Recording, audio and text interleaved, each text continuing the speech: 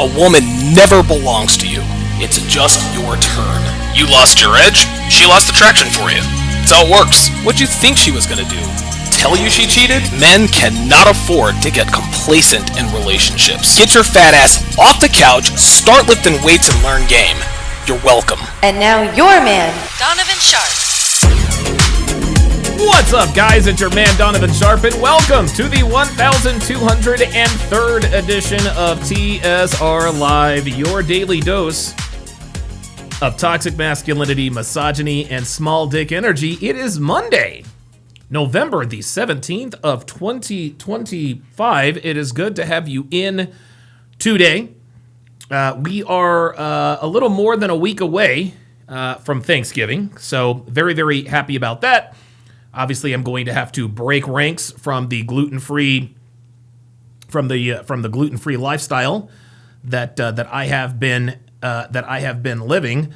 Good to have you guys all in here today. Let me just quickly address, not that you guys care or that it really matters, because you guys have your own lives to live.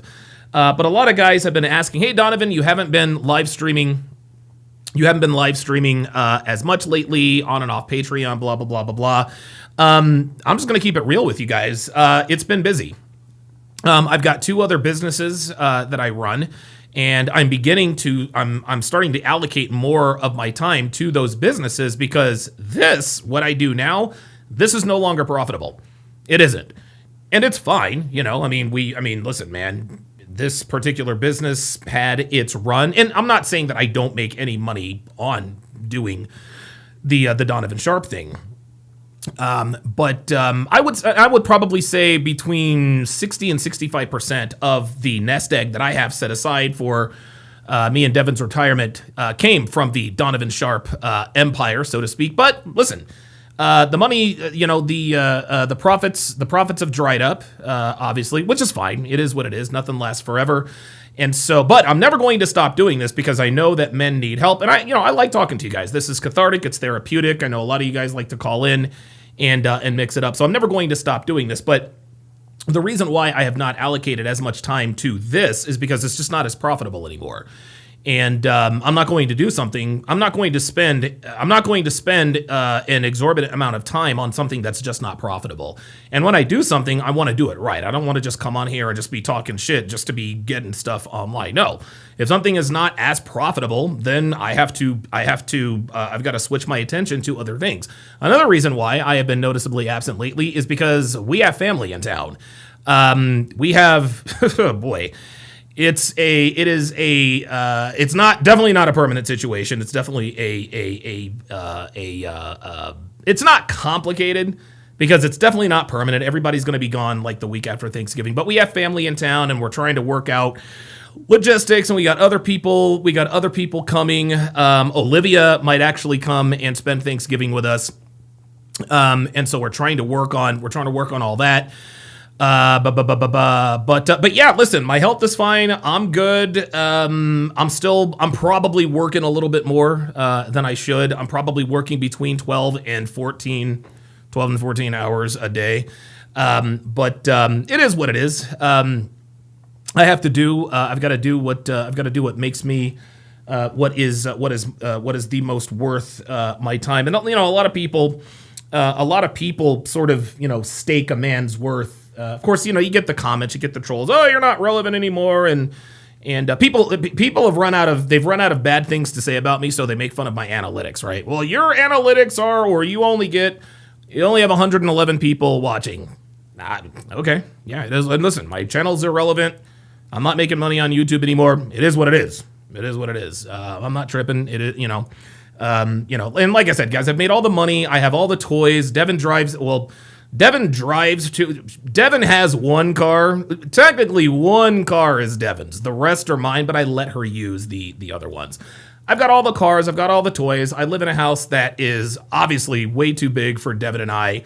We have all the space. We got all the toys. As a matter of fact, Devin and I, as Walter makes an appearance, I will not be around this weekend because the lovely and talented, this is why I love Devin to the moon and back. This is why I love her to the moon and back. This bitch went out and got two tickets weekend passes to the Las Vegas Grand Prix.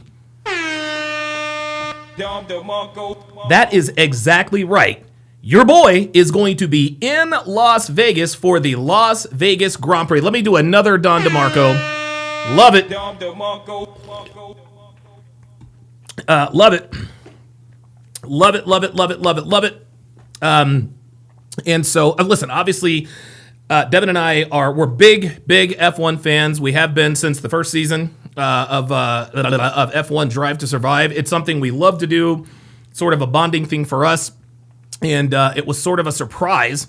It was kind of a surprise, and I was like, oh my God, are you kidding? And this is funny because this was on our bucket list. Like, Devin and I had not, and here's the thing, guys, I have no idea how much she spent on those tickets. Obviously, she is the one that paid for those.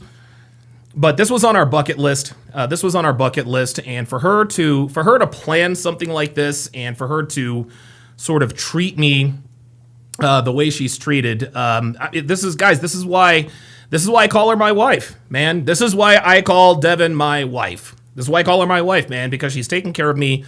She's taken such good care of me from day one. And she's done. Dude, she took me to Hawaii on vacation. She took me to an Eagles game. And like, listen, I've got all the toys, the suits. I've got a million pairs of sneakers. I've got all the stuff. But Devin knows that I value experiences more than I value material possessions, and so she sort of leans into that. So I will not be around this weekend, as Devin and I will be in Sin City for the Las Vegas Grand Prix. Her and I, and there isn't a driver we don't like. We like all the drivers, but the driver we like the best is Lando Norris. That is our guy. We like everybody. We love Max. We love Lewis, Lando, Oscar. We love everybody. But the driver we like the most for right now is Lando Norris. So we will be pulling for the Papaya number 4 out on the streets of Las Vegas, out on the Las Vegas Strip. But yeah, like I said, it's my health is fine. I'm not in any sort of, no, it's just I'm allocating more of my time to the things that pay me the most money. But like I said, I'm never going to stop doing this as long as there are things to talk about within the Red Pill space. You guys will certainly see me. But yeah, that's pretty much what's been going on. So looking forward to getting back into the swing of things. I will be uploading to Patreon a little more frequently as I check out the. I'm looking at SportsCenter. Of course, I don't know why everybody gets to play the fucking Raiders when the games matter. Like the Eagles, we don't get to play the Raiders until the games don't matter anymore. Swear to God. Yes, the Philadelphia Eagles, your Philadelphia Eagles, are the number one seed in the NFC, despite the media's best efforts to convince everyone that the Eagles are in big trouble. The Eagles, it's funny, we've beaten all of the good teams. Yeah, we have 2 losses, so does everybody. But now that they're running out of things to talk about, now what they're saying is, well, the Eagles remind us of last year's Kansas City Chiefs. I can't get over it. It is what it is. But the order of the day is our friend Akaash Singh. Oh, Akaash Singh. We will get to him in a minute. Let's go ahead and read the super chats. Dr. B84 with the $50 super chat. He says, donation for the savage barbecue cooking you are about to do. Yep. Absolutely. I'm going to, oh my God, I cannot wait. Snotus12 with the $10 super chat says additional funds for the Cookfest. Absolutely. Appreciate that very much. Lemon Squeezy on the Rumble side says, Devin is such a sweetheart. She truly loves you. Love to see you guys happy and thriving. Yeah, listen, man, listen, we live a great life. We live a quiet life. Obviously, those of you guys who have followed me over the years, I used to do Fresh and Fit about once every 6 weeks. Now, I've been on Fresh and Fit 50 some odd times. And I'll be on Fresh and Fit again at some point soon. We're just out here living our lives, guys. You know, we like to visit parks. We were just at Lake Tahoe the other day. And guys, like, I'm not the type of dude who's going to post all of our activities. Every once in a while, if I happen to have my phone out, and we were in South Carolina last weekend. I was like, hey, you know what? Let's post a selfie, let everyone know that we're at her brother's wedding. Hey, blah, blah, blah. But I'm not going to post, hey, this is an awesome meal we're having at this restaurant. We're trying. Listen, man, we live a great life. We do. But I'm not like every once in a while I'll flex just to, I guess that's because you're what you're supposed to do if you're a social media influencer, I suppose. But we live a great life. I don't post pictures of our cars or where we go or what we do. That's just not what we do. That's just not what we do. But trust and believe, man. Trust and believe. Life is good. Life is very, very good, and life is going to get even better this weekend when we go down to Las Vegas for the Las Vegas Grand Prix. Incidentally enough, Las Vegas is the site of today's Monday Night Football game. Hopefully. Dre Raven says, didn't realize the refs were helping the Eagles. Let me address that. It is what it is. It is what it is. Listen, man, look, I try to be as objective a fan of anything, right? You guys have heard me talk about, and a lot of people talk about, the referee biases towards the Kansas City Chiefs. That appears to be self-correcting, so to speak. The Eagles benefited from a bad call yesterday. There ain't no two ways about it. That was not pass interference on Yassine versus A.J. Brown. As a matter of fact, I thought it might actually be offensive pass interference. We got a good, listen, man, hey, look, we are the beneficiary of a bad call. There's nothing I can do about it, okay? The Eagles are not going to say, hey, look, NFL, we're going to vacate the win because of the bad call. No team is going to do that. The Kansas City Chiefs damn sure aren't going to do that. But consider this. The Eagles' defense was so on point yesterday, even if A.J. Brown had been called for that offensive pass interference and we had to punt, did you really think the Lions were going to just drive down the field and score a touchdown and maybe get a 2-point conversion? Of course not. Of course not. And what it comes down to, if you are good enough to, and listen, I'm not going to sit here and deny that the Lions got screwed yesterday on that call, but you should play good enough to the point to where a bad call one way or another is not going to tank the game. Chuck Noll, I heard a player say, hey, look, Chuck Noll told us, old school football coach told us, hey, look, man, as the defense, you're going to have to understand the refs are going to screw it up. You're not going to get a perfect game from the refs. It's up to you to make sure that when the ref screws up, it doesn't cost us the game by not putting ourselves in position to be screwed by the refs. This is why so many people made rightfully a big deal about the Kansas City Chiefs refs bias, because all of the penalties the Kansas City Chiefs get are drive extenders for them, drive killers for their opponents, Super Bowl winning calls. Listen, the Eagles in Super Bowl 57, we got screwed by that James Bradbury call, the hold against Juju Smith-Schuster. It is what it is. Obviously, we avenged that loss back in February. These things happen. I'm not going to sit here and say, well, no, the Eagles were the beneficiary of a bad call. Sue me. It is what it is. My only defense to that is Jared Goff hadn't done anything all night. I had no reason to believe that he was going to. So it is what it is. But yeah. All right, Jay Blaze says, I'm on a run. I beat Don, then Devin, finally Rolo 3 weeks straight. Yeah, things are not looking too well for you. They're not looking too good for your boy in fantasy. I think I'm like 3-8. I'm 3-7, but I think after tonight I'll be 3-8. We'll see. We will see. Somebody said that this is the worst. Real Rain says this is the worst NFL season in recent memory. I don't know. Who knows? Okay. Oh, Dre Raven corrected himself. Okay, so I'm going to let me before I get into this, guys. I'm just gonna go on a little bit of a soliloquy, so to speak, as I tend to do on these. And by the way, guys. The pull-up line is open. If you got something on your chest, if you agree, disagree, whatever you want to talk about, pull up. The link has been pinned in the chat. I'm going to go ahead and spam it again here. P. Schmitty says, what do you think of Shador's start? I can admit I'm wrong. Shador is not as good as I thought he was. That's what I think of his start. He's not as good as I thought he was. I thought he was good. I advocated for him. I was wrong. It is what it is. Anyway, I'm gonna make a sports reference here, and I promise I will bring this around to the Akaash situation. So, because this is absolutely relevant.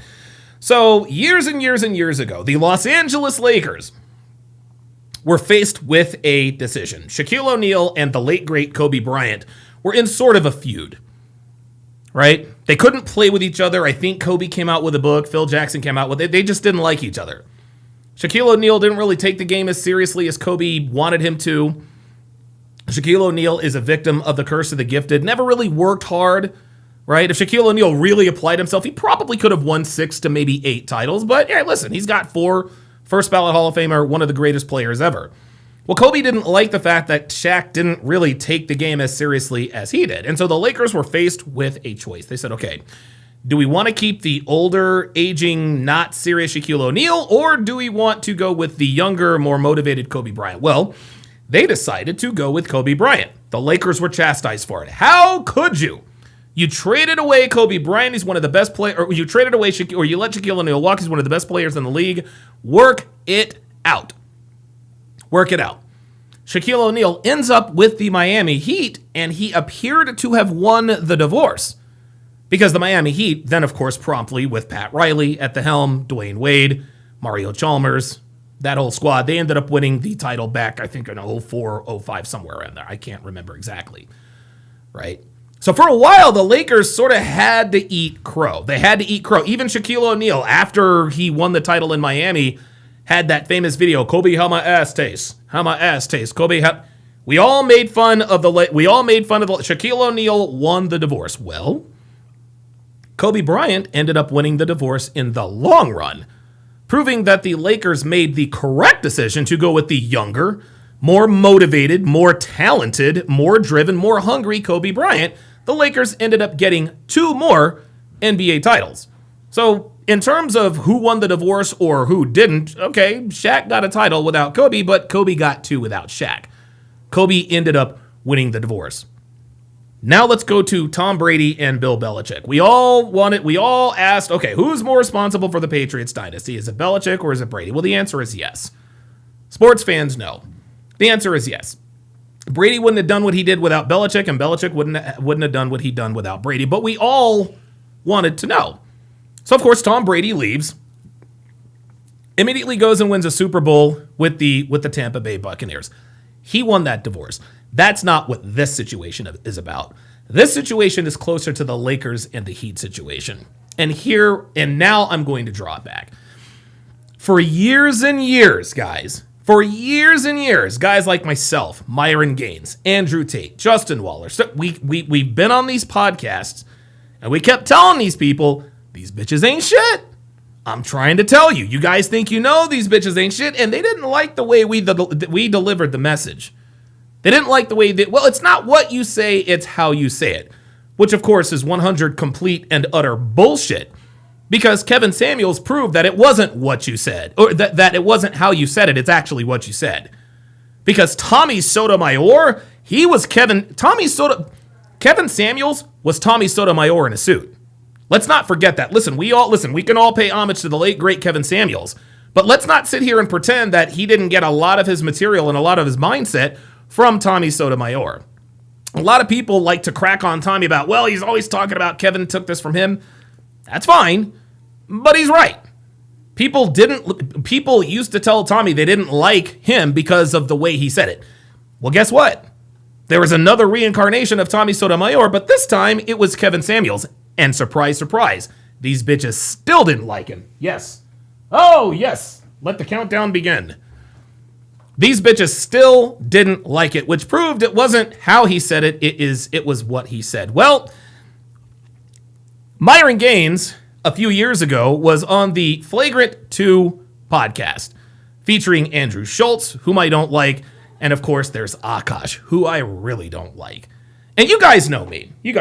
Anytime I hear stories about a man who gets used or abused or lied or is a victim of paternity fraud, my heart goes out to people like that, right? Because I say all the time, I'm not team white, I'm not team black, no, I'm team man.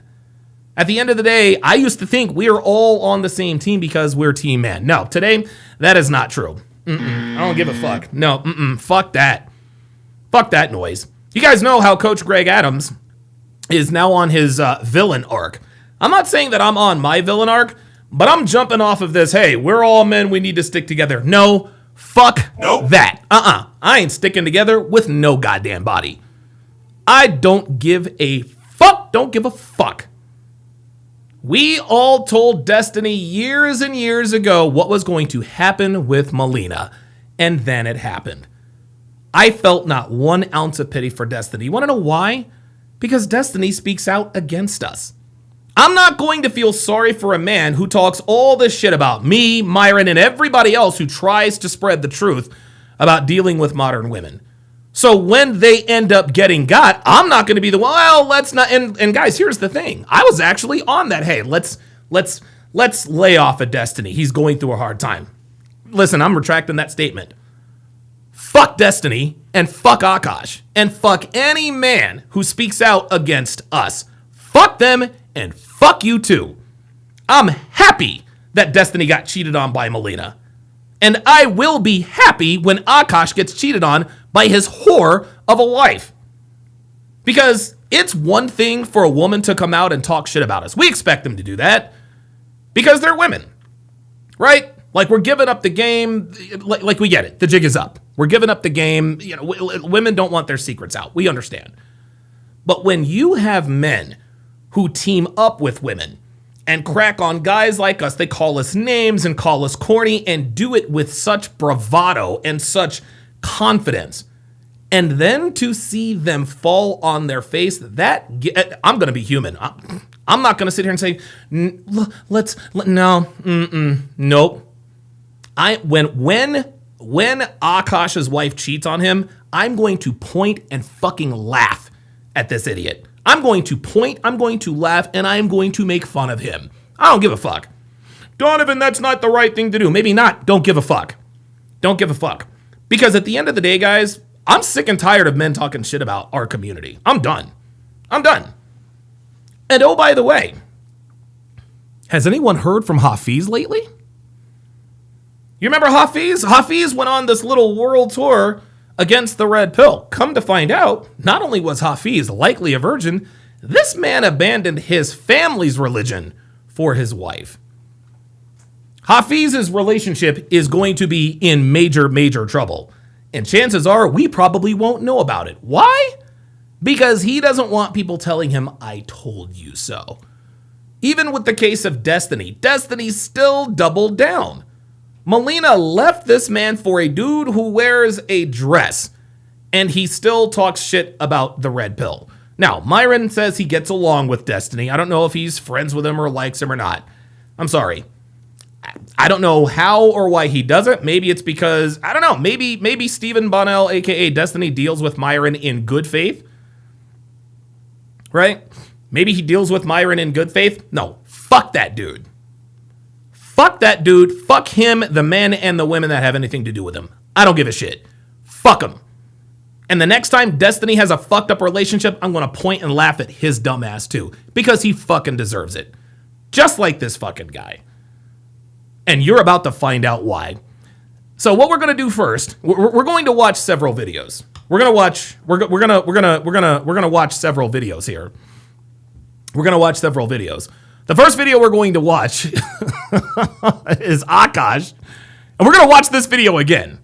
We're going to watch this video again because I'm going to play it during the podcast where his wife literally clowns him. Right? But this is the first video. It's entitled, Watch My Husband Set the Bar So High You Can't Even Reach It. Let's take a look. First of all, I want to say to Amma, happy birthday. Thank you so much. All of this is possible because you told me I could do anything that I wanted. Oh boy. And the best decision I ever made in my entire life was to marry this woman right here. Whose birthday it is in 2 weeks. And I love you so much. And the only regret that I have is that I only got to marry you once. Oh. I want to make a little quick announcement that He only got to marry. So what are you trying to pay her double alimony? What are we we're doing? going to get married again. We're going to renew our vows in India next year. You girls want to come to that? Does that sound fun? And since I am renewing my vows, I think the only thing you can do Oh my is god. propose again.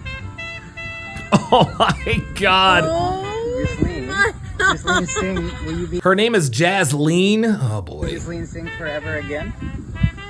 Yes! Oh my god! Okay, she appears. Call me crazy, but Jasleen appears to be more enthralled with the ring than the prospect of being married again. Right?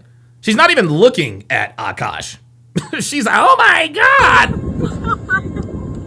Take that drinky thing off. That drinky Did you guys know this?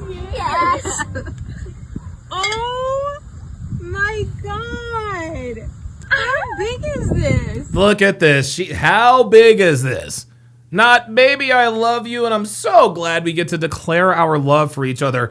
Just one more again. How big is this ring? Big enough for you to shut up every time I tell you. Thank you so much. Oh, listen to him. Big enough for you. Oh, wait a minute. I didn't catch that. I ain't catch that. Was this Akaash trying to be a man and then all of a sudden the video cuts? Watch this. How big is it? She says, big enough for you to shut up when I tell you to, and then the video cuts. Watch. Tell you. This is absolutely funny. I wonder, I would like to get the unedited version of this. Listen to this. Oh Listen. my god! Listen to this. How big is this? Big enough for you to shut up every time I tell you. Oh, big enough for you to shut up every time I tell you to, and then the video cuts to this right here. Inquiring minds would love to know what happened between those jump cuts. Right? I would like to know what happened between those jump cuts, because he tried to be Captain Red Pill there, but all of a sudden, no, we can't show that. Can we? Snotus with the $5 super chat says, the lack of confidence and masculinity is oozing out of Akaash. Totally embarrassing. This is all bad. Let's continue.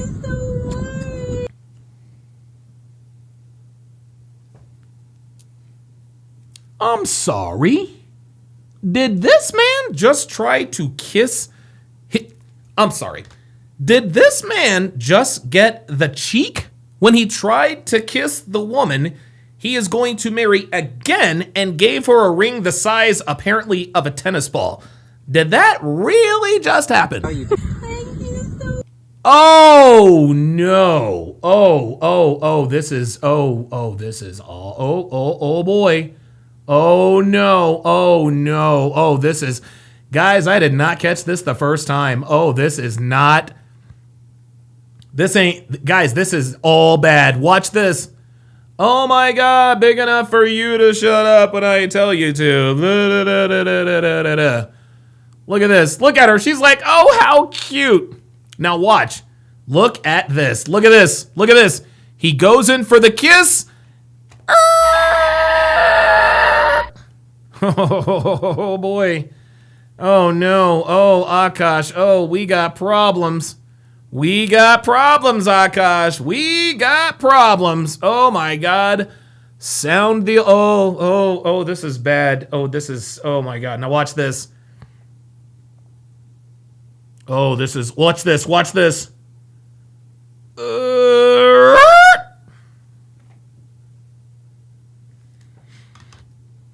I tell you guys this all the time. Let me go big screen. It is physically impossible for anyone, much less a woman, to pretend to be sexually attracted to a man she's not sexually attracted to.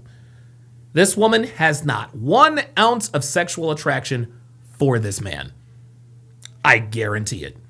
You are on camera. You know you're with Akaash, and you still cheek him when he tries to kiss you.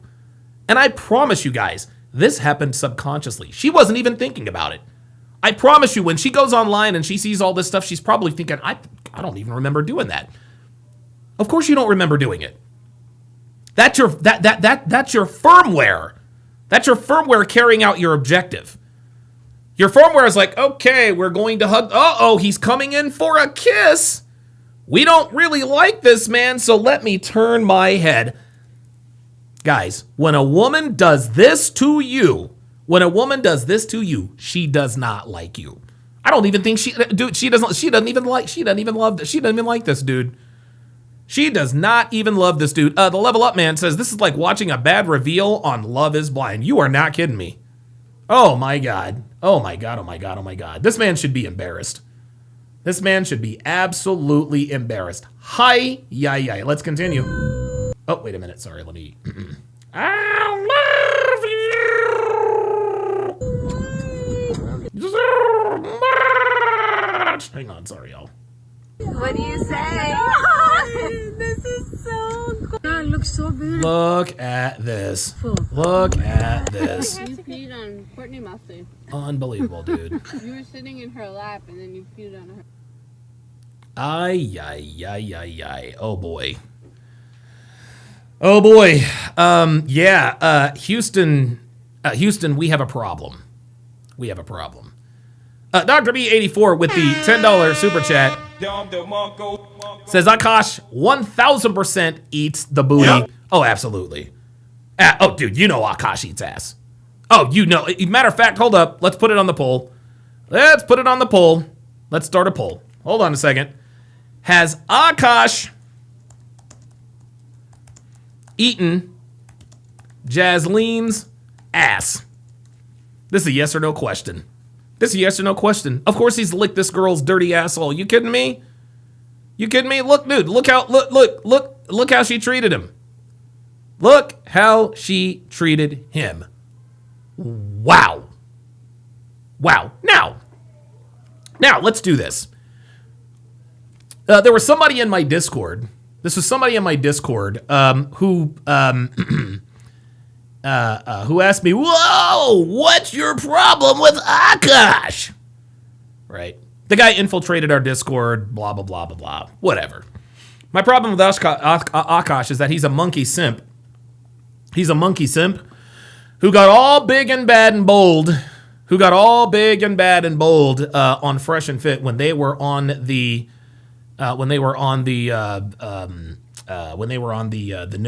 Flagrant 2 podcast. So what we're gonna do now? This video that was sent in. This is from Too Lazy to Try.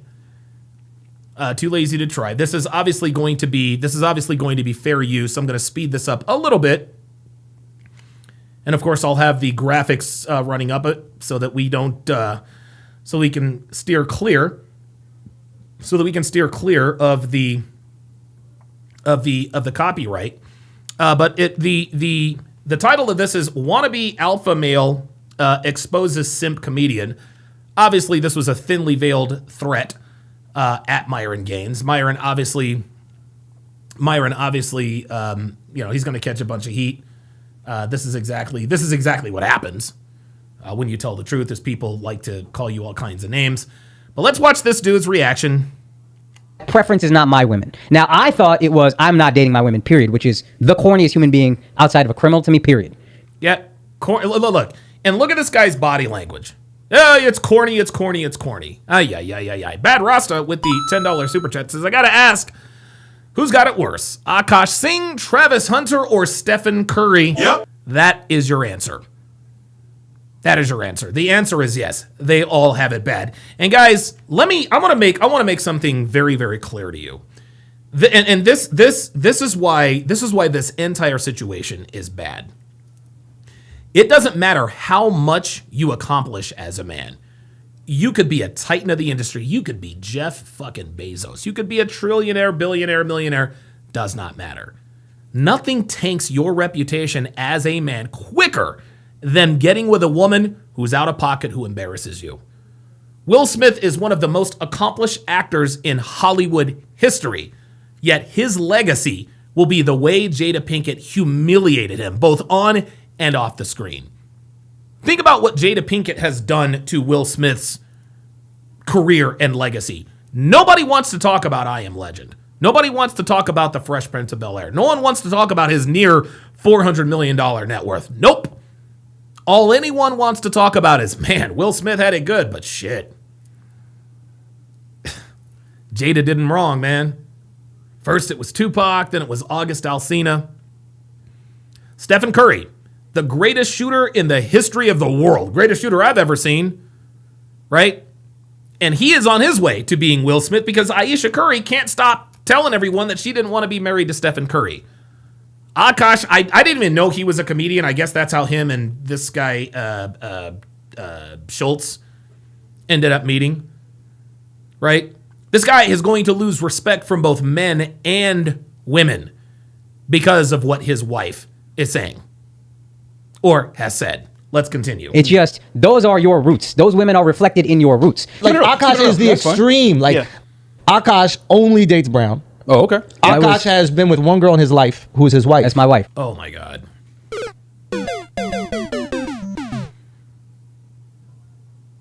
Look at this guy. Look at how, let me take a screen grab of this.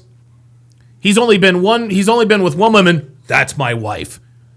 As if that's some sort of a fucking flex. Akaash flexing that his wife, let me back this up here. Akaash saying, well, the only woman I've ever had sex with is my wife. And look at his body language. That's my wife. Hold on, let me bring it out. That's my wife. Yeah. The only woman I've ever had sex with is my wife, goddammit. Yeah. What's up? What's up? And look at his body. Look how confident he is. Look how confident this fucking loser is. He's laid back. He's all relaxed. He's got the hand. He's all relaxed. The hand is, yeah, that's my wife. Yeah. Uh-huh. That's the equivalent of a woman bragging about all the guys she's banged. Well, I banged 378 guys. What? What you got now? Huh? Yeah. It's not a flex it's never been a flex for a man to say, well, the only woman I've ever had sex with is my wife. That is a giant L, especially given the revelations we now know about Jasleen. Let's continue. That's So Indian this woman is that was like important to loyal me. through and through. Okay. The way I look at it is, you see them evolutionary charts from Neanderthal to Homo sapien. Yeah. Y'all are the first motherfucker out of Neanderthal. See, there it is. Y'all the first motherfuckers out of Neanderthal. See? You see how he's being all slick, talking shit to Myron's face. And it's interesting. I remember when I broke this down. Akaash actually acknowledged, well, listen, I'm not going to sit here and say that I'm going to talk shit and that I'm afraid. Yes, you are. The reason why you spoke the way you did disrespectfully to Minor is because you knew he wouldn't get up and put his fist through your monkey ass face. That's the only reason why.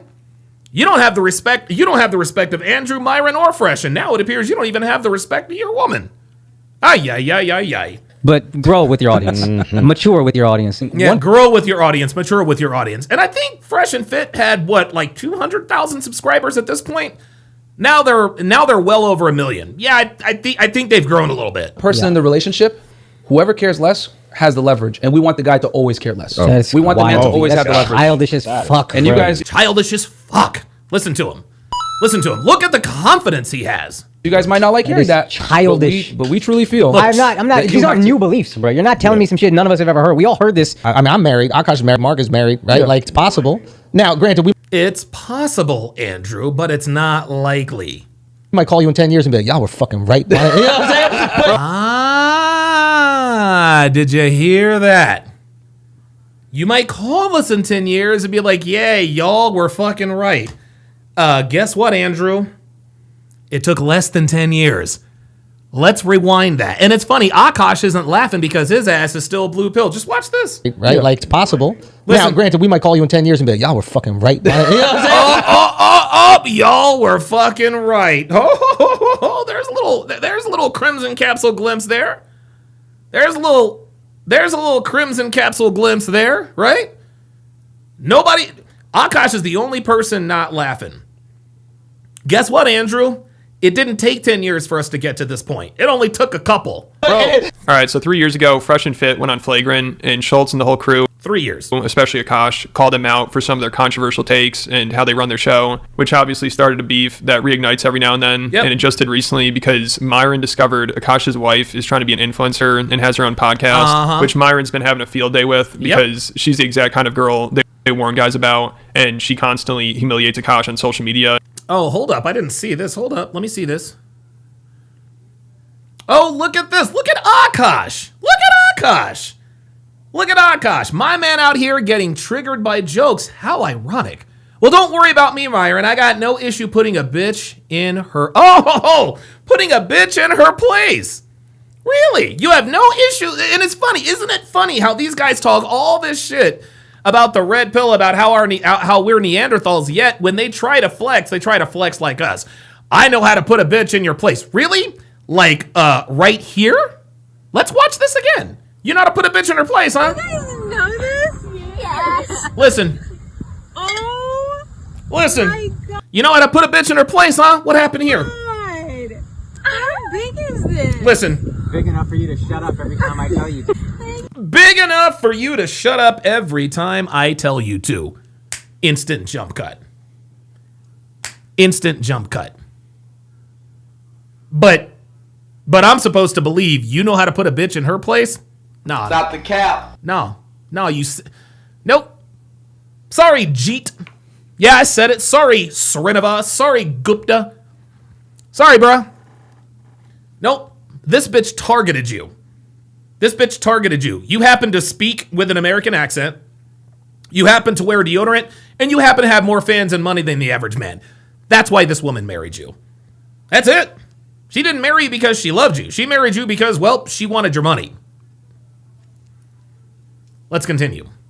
She's the exact kind of girl they warn guys about, and she constantly humiliates Akaash on social media. Like, people just keep finding worse and worse clips, and it's painful to watch. Yes, it is. Snotus with the $10 super chat says, Akaash says, I'm a virgin millionaire. Gold diggers, target acquired. Gupta. ISS White Lion says, optimistic of Andrew to assume it would take 10 years. It never takes that long. It never takes that long. Abe Martinez says she doesn't even kiss him. No, she does not.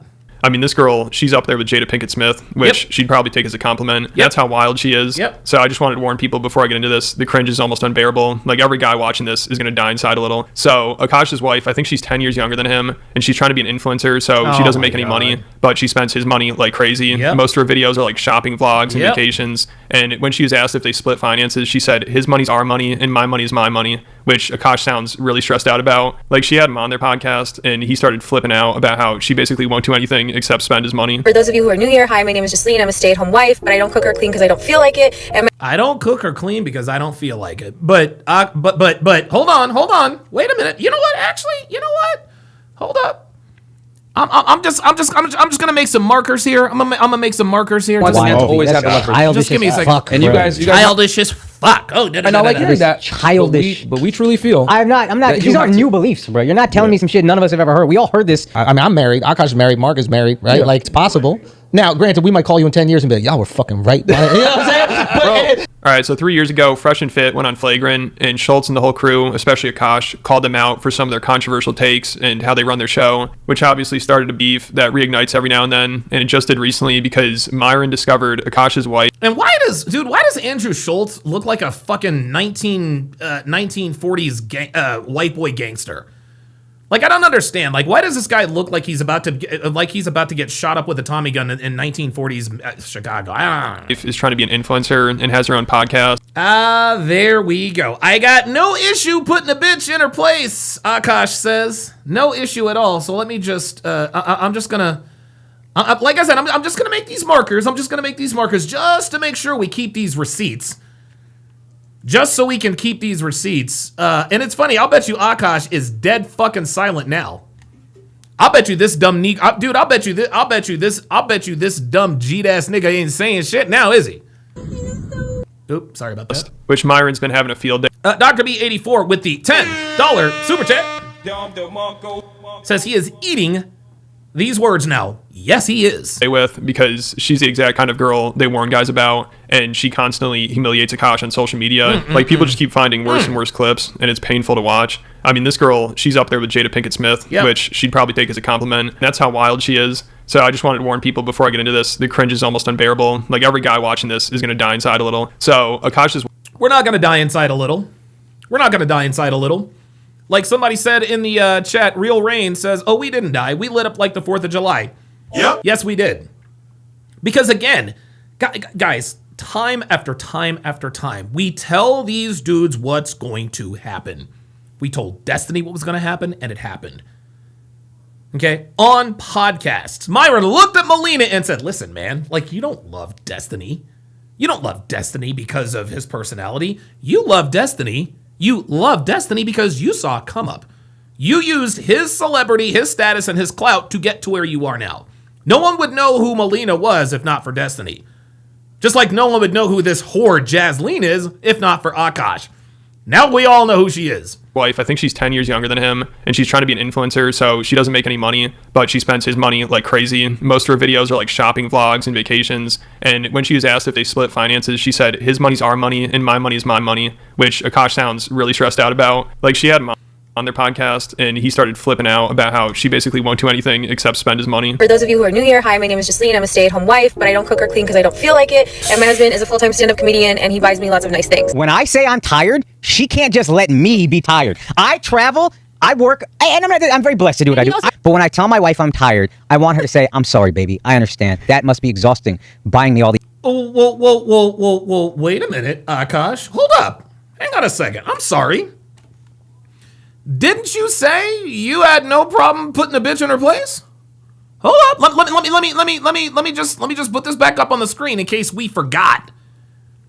Well, don't worry about me, Myron. I got no issue putting a bitch in her place, yet here you are bitching and moaning about the fact that your wife doesn't give a fuck about how hard you work. These things.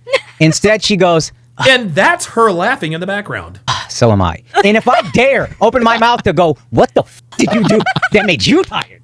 Now it's a problem. Now it's a fight. So I sit there. I went to Pilates. Oh, that's what I'm saying. Yesterday, I worked the entire, like, morning to night, whatever. I finally get a workout in because I'm trying to be less fat. And then she's like, babe, can you take out Happy? I'm so tired. And I'm like, are you what? Fucking kidding me? And then this man worked all day long. His wife did nothing but eat and take a shit. And she still wants him to walk the dog. Oh, but wait a minute. You got no issue putting a bitch in her place. Right, Akaash? Stop the cap. You got no issue putting a bitch... Got it. Take you to Mew Me when you buy whatever you want. That's the bare... Excuse me. No, I didn't buy whatever I wanted. He limited me. I am on a budget, okay? Because you want a house that I don't care about. A house. In the Hamptons. This is the Hamptons. Yes. Together, all the Hamptons. And this girl's so out of control. She has hardcore feminists feeling bad for Akaash. Like, in one of her most popular TikToks, she's yelling at him because she doesn't have enough room in her closet for all of her clothes and handbags. Oh, please tell me, guys, this cannot be true. The top comments are like, I'm sorry for that man, and I'm almost never sorry for a man. And girl, please don't make me side with a man. Girl, don't make me agree with him, please. Do you know what my fucking husband just tried to do to me? Yeah. No, we're leaving. Oh, MIA. Shut up. We also just redid our closet. This is all her closet. She took the whole closet. Can you show? Yeah. I don't have space. Oh my God. I'm not doing that. Space exists. I'm not doing that. We were supposed to build a wardrobe, but Akaash didn't want to do it For because me, he's too because cheap. I took the smaller closet. Do you know how much fucking space he has? Look, utilize the shelves, you idiot. Akaash. Are you... Yo, this is... And I know a lot of you guys are probably confused. If a lot of you guys are watching this for the very first time, you're like, why is Donovan acting like he hasn't seen this video before?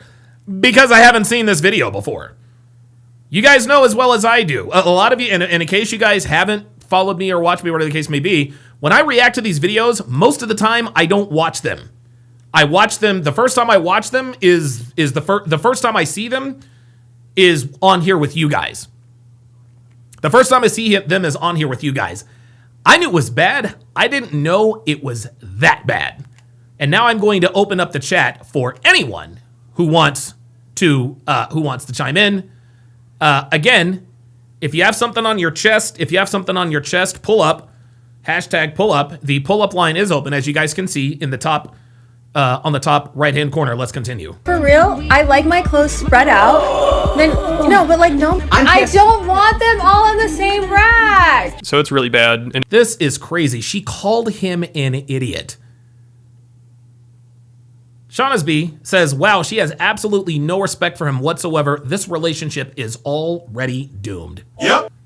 It just keeps getting worse. I'm sure people are stressed out just watching this, because also when she's not spending Akaash's money, she's publicly humiliating him on social media to try to make her own money and jumpstart her career. I mean, she has this dude completely wrapped around her finger because also she's the only girl. Duraco says, it means he is faithful to his wife. I don't see that as an L. No, it's not an L, Duraco, that a man is faithful to his wife.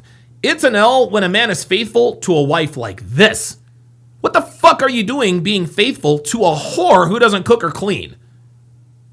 Right? So I guess Duraco21, and listen, shout out to you for trying to be a Bible thumper. And guys, if you're watching me for the very first time, spare me the moral cathedral, good man, good character bullshit. I don't give a shit. I'm not into the, dude, I am not into the good man, good moral character bullshit. No, I don't give a shit. Stop all of that. He's ever been with, and looks-wise is out of his league, which comes with a price, literally. So she knows she has all the leverage, and she acts like it. I mean, Akaash, he's out there working all day so he can afford her lifestyle, while she sits at home reminiscing about her time in college. Sometimes I get so painfully nostalgic for college. So for context, I went to college from 2011 to 2016. From 2011 to 2016. Let's do the math. 11, 12, 13, 14, 15, 16. I'm sorry. You mean to tell me this bitch went to college for 6 years? You went to college for 50% longer than the average college slut? Bruce Owen Wayne with the $2 super chat says Don DeMarco. Tai Chi Joe Lamp says, I hope he had a prenup. You know he didn't. He ain't smart enough for that. He ain't smart enough for that. Was popping my pussy and living my best life in these. What? No, this can't even be. Into 2016, I was popping my pussy and living my best life in these white boy frat houses, and I had a roster of guys that I would rotate through. So it's like, sometimes it like literally hurts my heart. And when the nostalgia is that painful. My wife also hadn't had any sexual partners, so that helped us connect a lot more. Oh!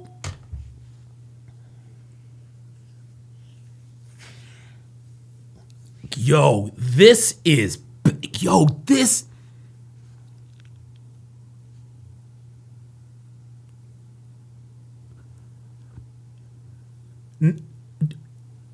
Oh my God.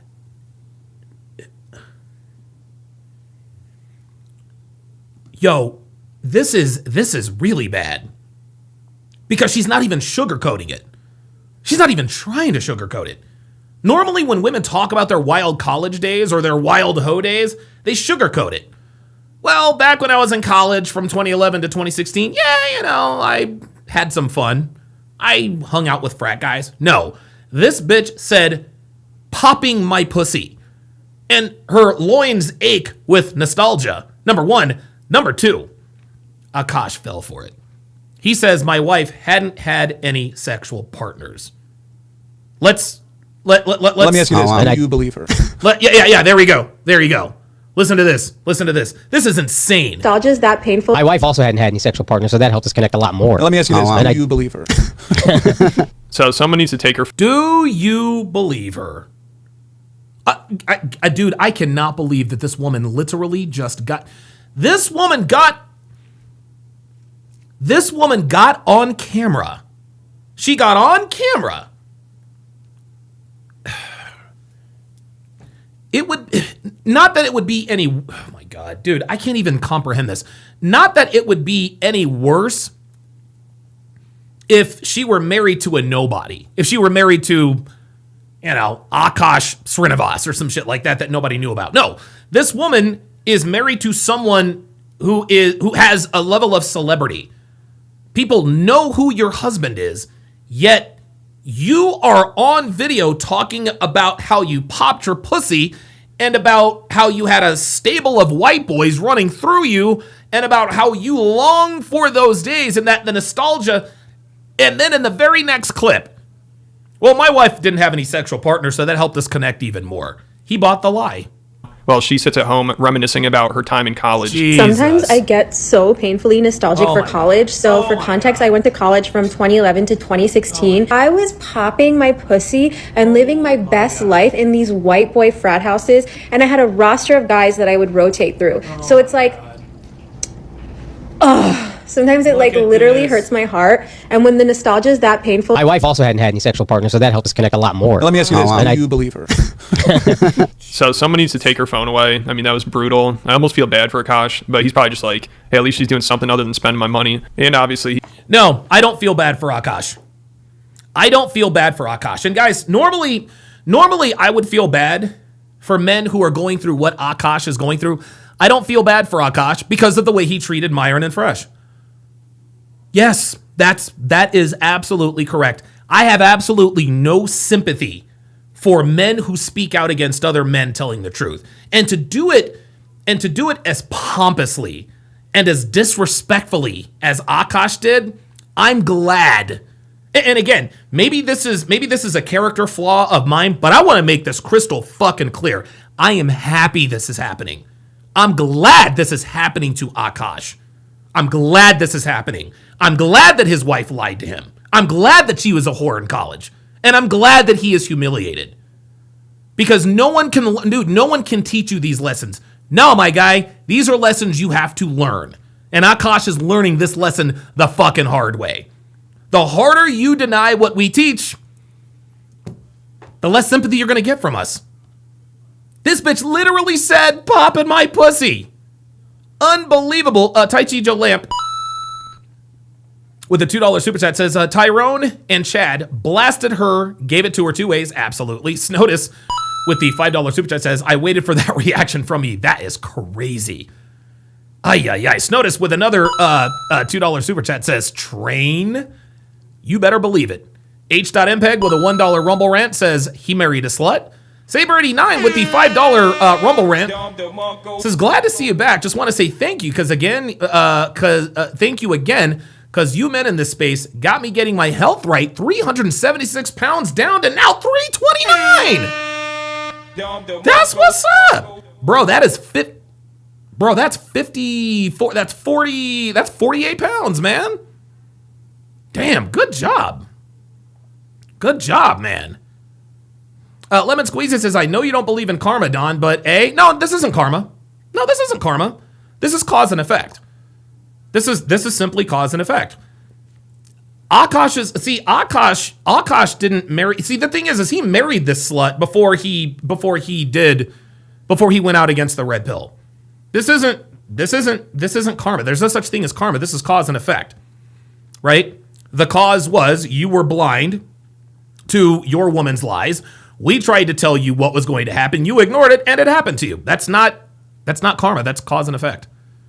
Oh my God, Jesus Christ! He should have known what he was getting himself into, but he was in denial. Like, the most disturbing thing is she's obsessed with her podcast co-host husband. It's so uncomfortable. Like, she'll talk about how attractive he is all the time, and she'll bring up his dick, and she's begging them to have an orgy with her. And she's also even like, what?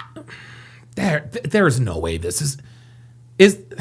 Akaash is great and everything, but I think your husband might be even better. Akaash is such a fucking king. Like, everyone knows he's the best husband, and I don't often find men that measure up to him. And like, Nav completely measures up to him, if not more. Can I just say, like, not in a weird way, he's so good looking. Oh, thank you. Would y'all ever have an orgy together with your husband? Rhea, I'm actively trying to have an orgy because this couple is so fucking good looking. Oh my God. I can't believe, I don't understand. This is really bad. Guys, this is beyond anything I could have ever comprehended. This is incredible. This is unbelievable. And the thing is I was actually going to react to that whole podcast. I was going to react to that whole podcast. Kyle 2020 with the $5 super chat says, Andrew Schultz looks like he has a brother named Mario. Yeah, right. Bad Rasta with the $5 super chat says, you might not believe in karma, Don, but hey, when you put evil into the world, it comes back and it gets worse. No, nope. Still disagree. Guys, there's no such thing as karma. Karma is like karma. Guys, I want you guys to understand, and I'm not trying to be funny or facetious here. Karma is cope. Okay. Karma is cope. Karma is something that people who have been wronged, it's something that they hang on to make themselves feel better about a wrong that has been done to them. That's the bottom line. Oh, I got Jay Blaze in the chat. I'm going to get to him. I'm going to get to him shortly. Okay? There's not some cosmic force that caused Jasleen, Akaash's wife, to come out and start talking shit about him. No, she's a slut. She's a whore. This is what sluts and whores do. The cosmic forces of karma are not controlling her behavior. She is. Trinity Boy 32 with the $5 super chat, as I just lost it, says, would not be surprised that this woman is monetizing herself on the side. Listen, listen, she won't, because she's married to Akaash. She is going to be set for life, so she doesn't have to show her butthole on OnlyFans, but you never know. Dana Gonzalez with the $5 super chat says, there's a handful of you men in the RP trying to help these men, and they still want to learn the hard way. No sympathy. Absolutely. And it's not like Akaash respectfully disagreed. He didn't say, okay, guys, look, I know you guys think of it this way, but not all women are like this. I respectfully disagree. No, he called them corny. He called them Neanderthals. He called them immature. He was talking all that shit. Yeah, who's corny now, motherfucker? Who's corny now? All right, let's go to... Oh, what happened to Jay Blaze? Where? Oh, there you go. Jay Blaze, what's going on, brother? Oh, wait a minute. Can you hear me? Yeah, I can hear you. Can you hear me? Can you hear me? Can you hear me? I think Jay Blaze needs to jump out and then jump back in. I think we're having a little bit of trouble with your connection.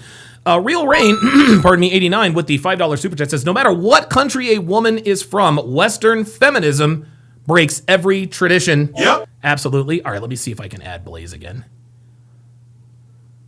Oh, all right, he dropped out. Okay, call back in, Jay Blaze. The line is ready. Panda Trucker, member for 25 months. Says, missed you, Big Don. Glad to see you back. Absolutely. Epic Fails Comedy says, save him, bro. No. Fuck that. Fuck him. I'm not saving no goddamn body. Fuck him. No, fuck him. Dude, Myron and Fresh tried to save him 3 years ago. And he was disrespectful. He called him names and he was pompous with it. No, fuck him. Fuck him. And honestly, and I'm being dead ass, I hope she takes him for all his goddamn money. Because motherfuckers got... Here's the thing, y'all. Here's the thing. You might think money and status and celebrity absolves you from the red pill. You might think you're the exception. Look, bruh. One way or another, you gon' learn. You gon' learn. You don't have to take it from us. You don't have to acknowledge that what we say is the truth. You ain't got to do that. Your ass gonna learn one way or the motherfucking other. Real shit. You gonna learn. You gonna learn. Akaash is finna learn. Sorry. And you haven't seen Nav yet, but wait till you fucking see him. His body goes crazy. His face card always slays, never declines. And it's kind of weird because I'm talking about your husband. No, I kind of look at it, but I'm like, us for it? Okay, maybe. I just know that Nav's dick is like at least 10 inches. You would only be down for an orgy if or it's thick. It's thick. I'd only been down for an orgy if... Yeah, so this is just sad to see. Are you kidding me? Are you serious? Your wife is on a podcast talking about how she has made a play to have an orgy with another woman's husband. Oh, looks like Jay Blaze is back. Okay, all right. I see you and read you loud and clear. Hey, what's going on, brother? How you doing, man? Hey, dude, how crazy is it that Akaash is willing to be for his own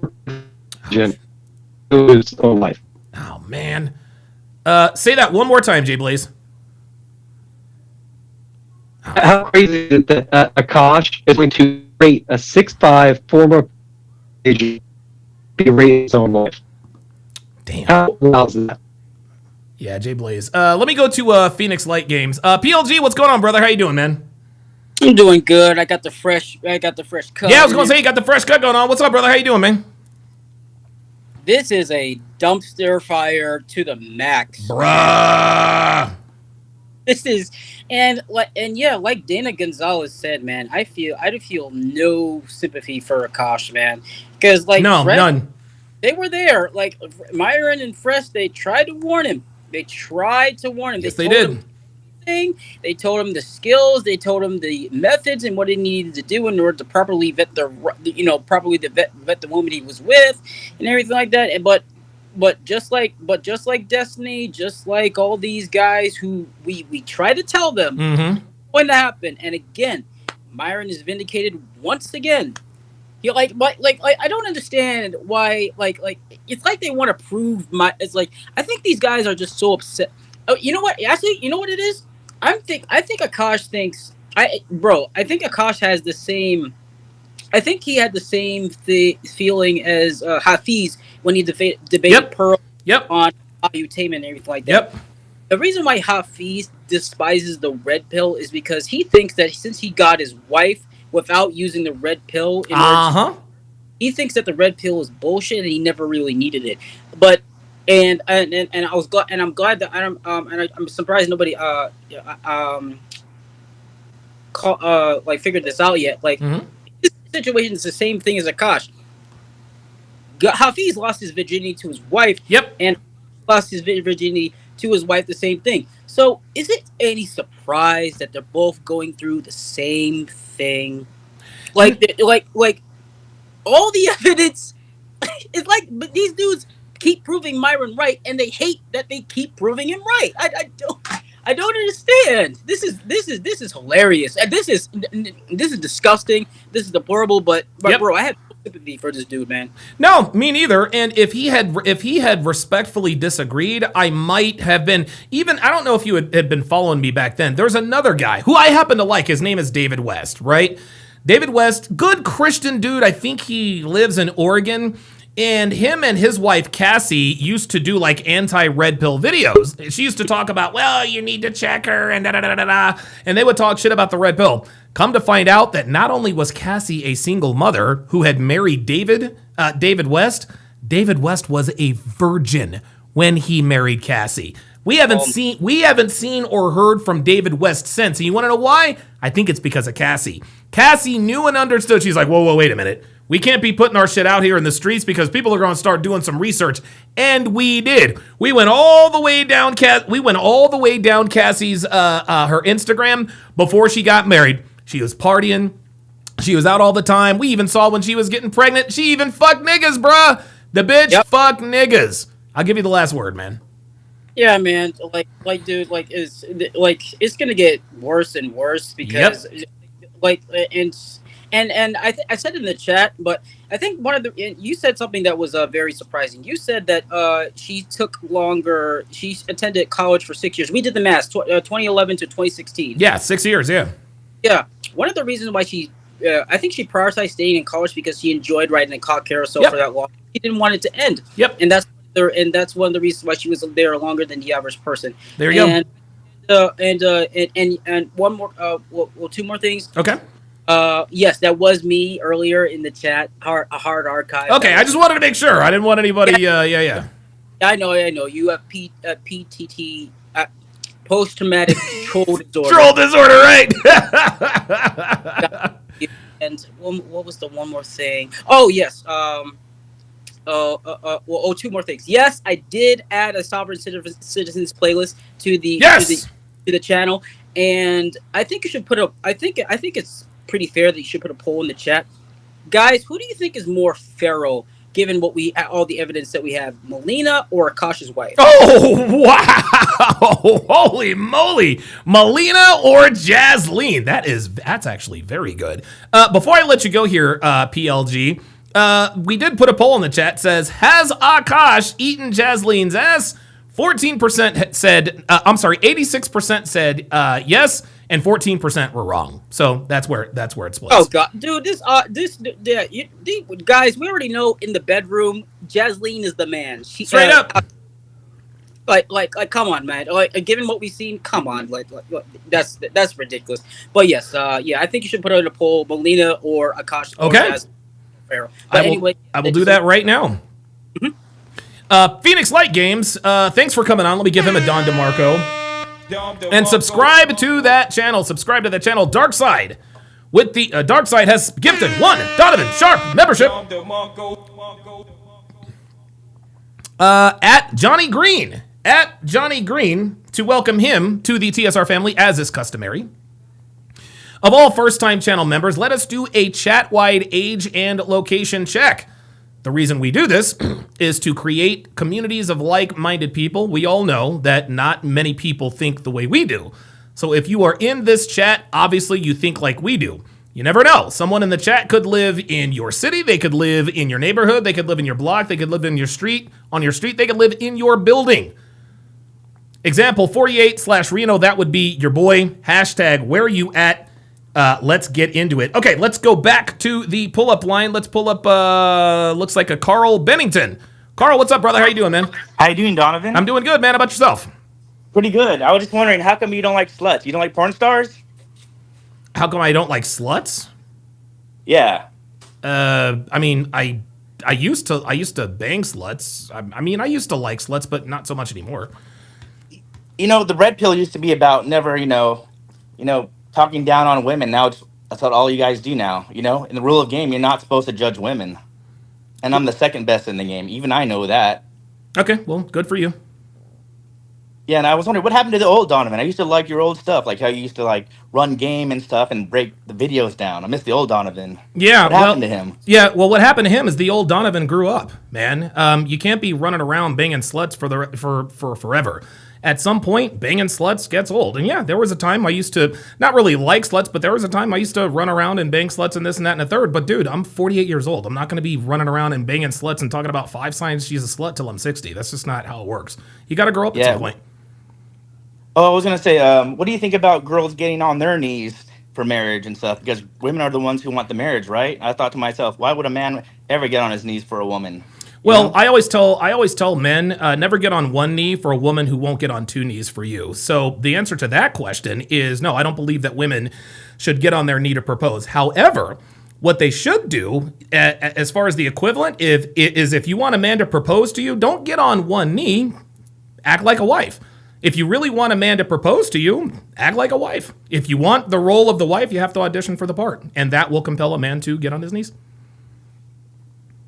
Or knee, singular, okay. not knees.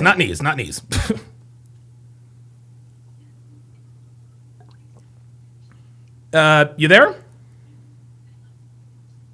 Carl, you there? I'm here. Any other thoughts? A little bit. What was that? Any other thoughts? Because I got other callers. Yeah. What do you think about breaking up with your girlfriend after 6 years in the common law marriage thing? 7 years is like when they consider it marriage, right? No, that's consider that good thing.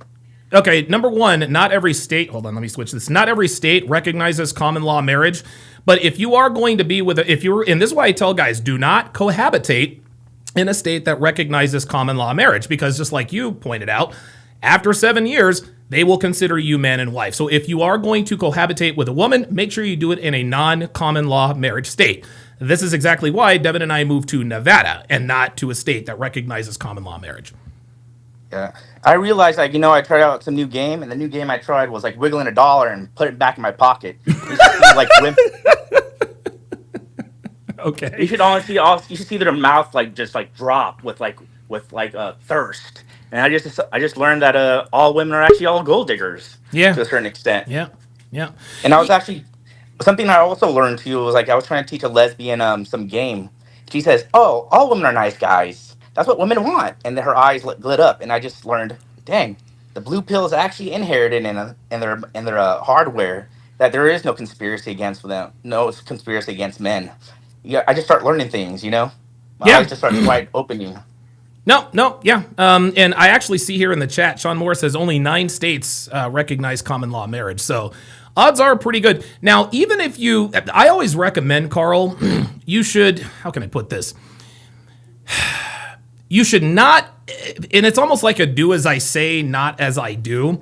But if you are going to cohabitate with a woman, number one, make sure you do it in a state that does not recognize common law marriage, number one. Number two, you have to vet her for a period of no less than 1 year. You have to be with her for 4 seasons. So when you're out there, and listen, I don't know if this is really you in the picture. You look and sound like a pretty young guy. At some point, if you do decide to settle down, because who knows? I mean, listen, man. I mean, there are some men that are just gonna, bang sluts until they die, but that's not the case. That's not the case with most men. But I will tell you this: whatever your name was, what's your name again? What is it? Bennington or whatever the case may be. When and if you do decide to settle down, or when you get tired of banging sluts, vet these women for a period of no less than 1 year. That is my advice to you. I mean, Andrew Tate also said, and I also said that I'm sorry. sluts are actually better mothers than regular women. Hold on. Are you telling me you know Andrew Tate? Oh, I've seen the interview. No. Didn't ask you that. I asked you if you knew Andrew Tate, because you just compared yourself to Andrew Tate as if you know who he is. No, Carl, answer the question. Do you know Andrew Tate? Yes or no? Don't skate it. Do I know Andrew? Yes no, or I no? don't, but I know who he is. There he is. There it is. Oops, sorry about that. You know who he is. You said you're the second best in the game. Why don't you call up Andrew Tate and try to glaze him? Because this obviously is the wrong show for you. I mean, I can take his woman, and he knows that. Okay. It's internal higher value versus external higher value. Perfect. Internal higher value is behaviors. External behavior is I could actually AMOG him anytime. Everybody has a fucking Ferrari. He's no fucking different from anybody else. It sounds like you don't. Lambos and Bugattis all look the fucking same to me and to women. And guess what? I just fucking AMOG'd him. Guess what? I can just take his fucking girl any fucking time. Okay. If you no fucking challenge to me. Okay. Can you put yourself on camera, since you seem to be a badass here? Do you have the balls to do that? Not right now. I'm in bed now. Yeah. Oh no. Oh. So you have the balls to AMOG Andrew Tate, but you don't have the balls to come on to an irrelevant YouTube channel that has only 409 people watching, and you expect me to believe that you're the guy in the picture? Come on, man. Yeah, that's me. Prove it. Prove it? Yes. I can't right now. Yeah, of course not. Yeah. All right. Well, thanks, Carl. Thanks, Carl. I appreciate your contribution. Good luck out there slaying sluts. I'm sure you are the best in the game. Praetorian Guard, what's going on, brother? How you doing, man? Good, brother. How we doing? I'm doing real good, man. And listen, I do apologize for not having done a Hard R podcast in a while, but I will get back to it. I'll get back to it. Hey, man. This whole thing is a cautionary tale. I was Akaash. Yes. So was I. I was him. My last marriage. And it's crazy. I have some detective work under my belt, and I'm gonna tell you straight up, that woman that you're looking at, she's 100% narcissistic. Dude. And I mean diagnosable narcissist. Yeah. She doesn't care about him. She just cares about herself. That's how my ex-wife was. We got divorced in January 20. Oh no! What happened to Pete? Oh, okay. I guess I'm talking to myself. Praetorian Guard, you literally disappeared. Jump back on. I'd appreciate it. Oh no! Wait a minute. Oh, PG, hold on. Oh, yeah. He disappeared. Jump back in. All right, let us continue with the breakdown. I mean, it sounds like Akaash is a good husband. He tries to do everything right. He spends all this money on her. And shout out to Carl Bennington, alpha male extraordinaire. Guys, that whole Carl Bennington thing. Carl Bennington is probably a black-pilled incel.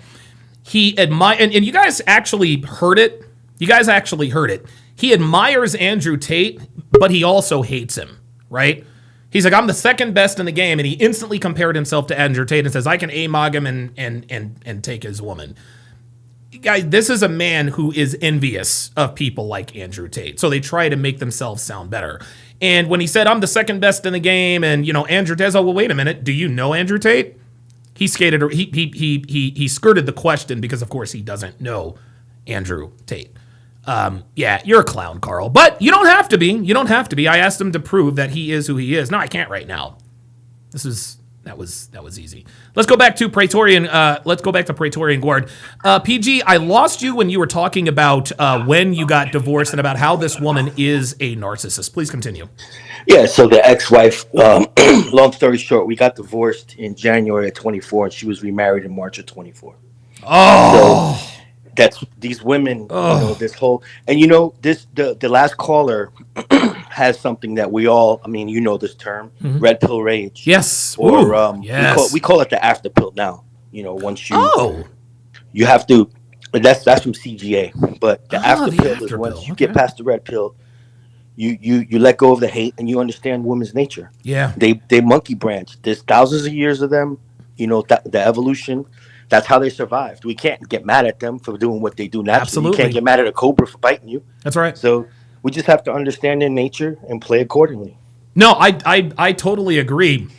What did you explain to me the concept of this after pill? Because I'm going to tell you what, I've never heard it that way, and I am going to replay Mr. Bennington's interview here shortly because you could tell that there was red pill rage in his voice when he talked about a fucking Lambo. They're all the fucking same, and I can take Andrew Tate's woman. You can tell he hates guys like Andrew and Myron and Justin Waller. What are your thoughts there?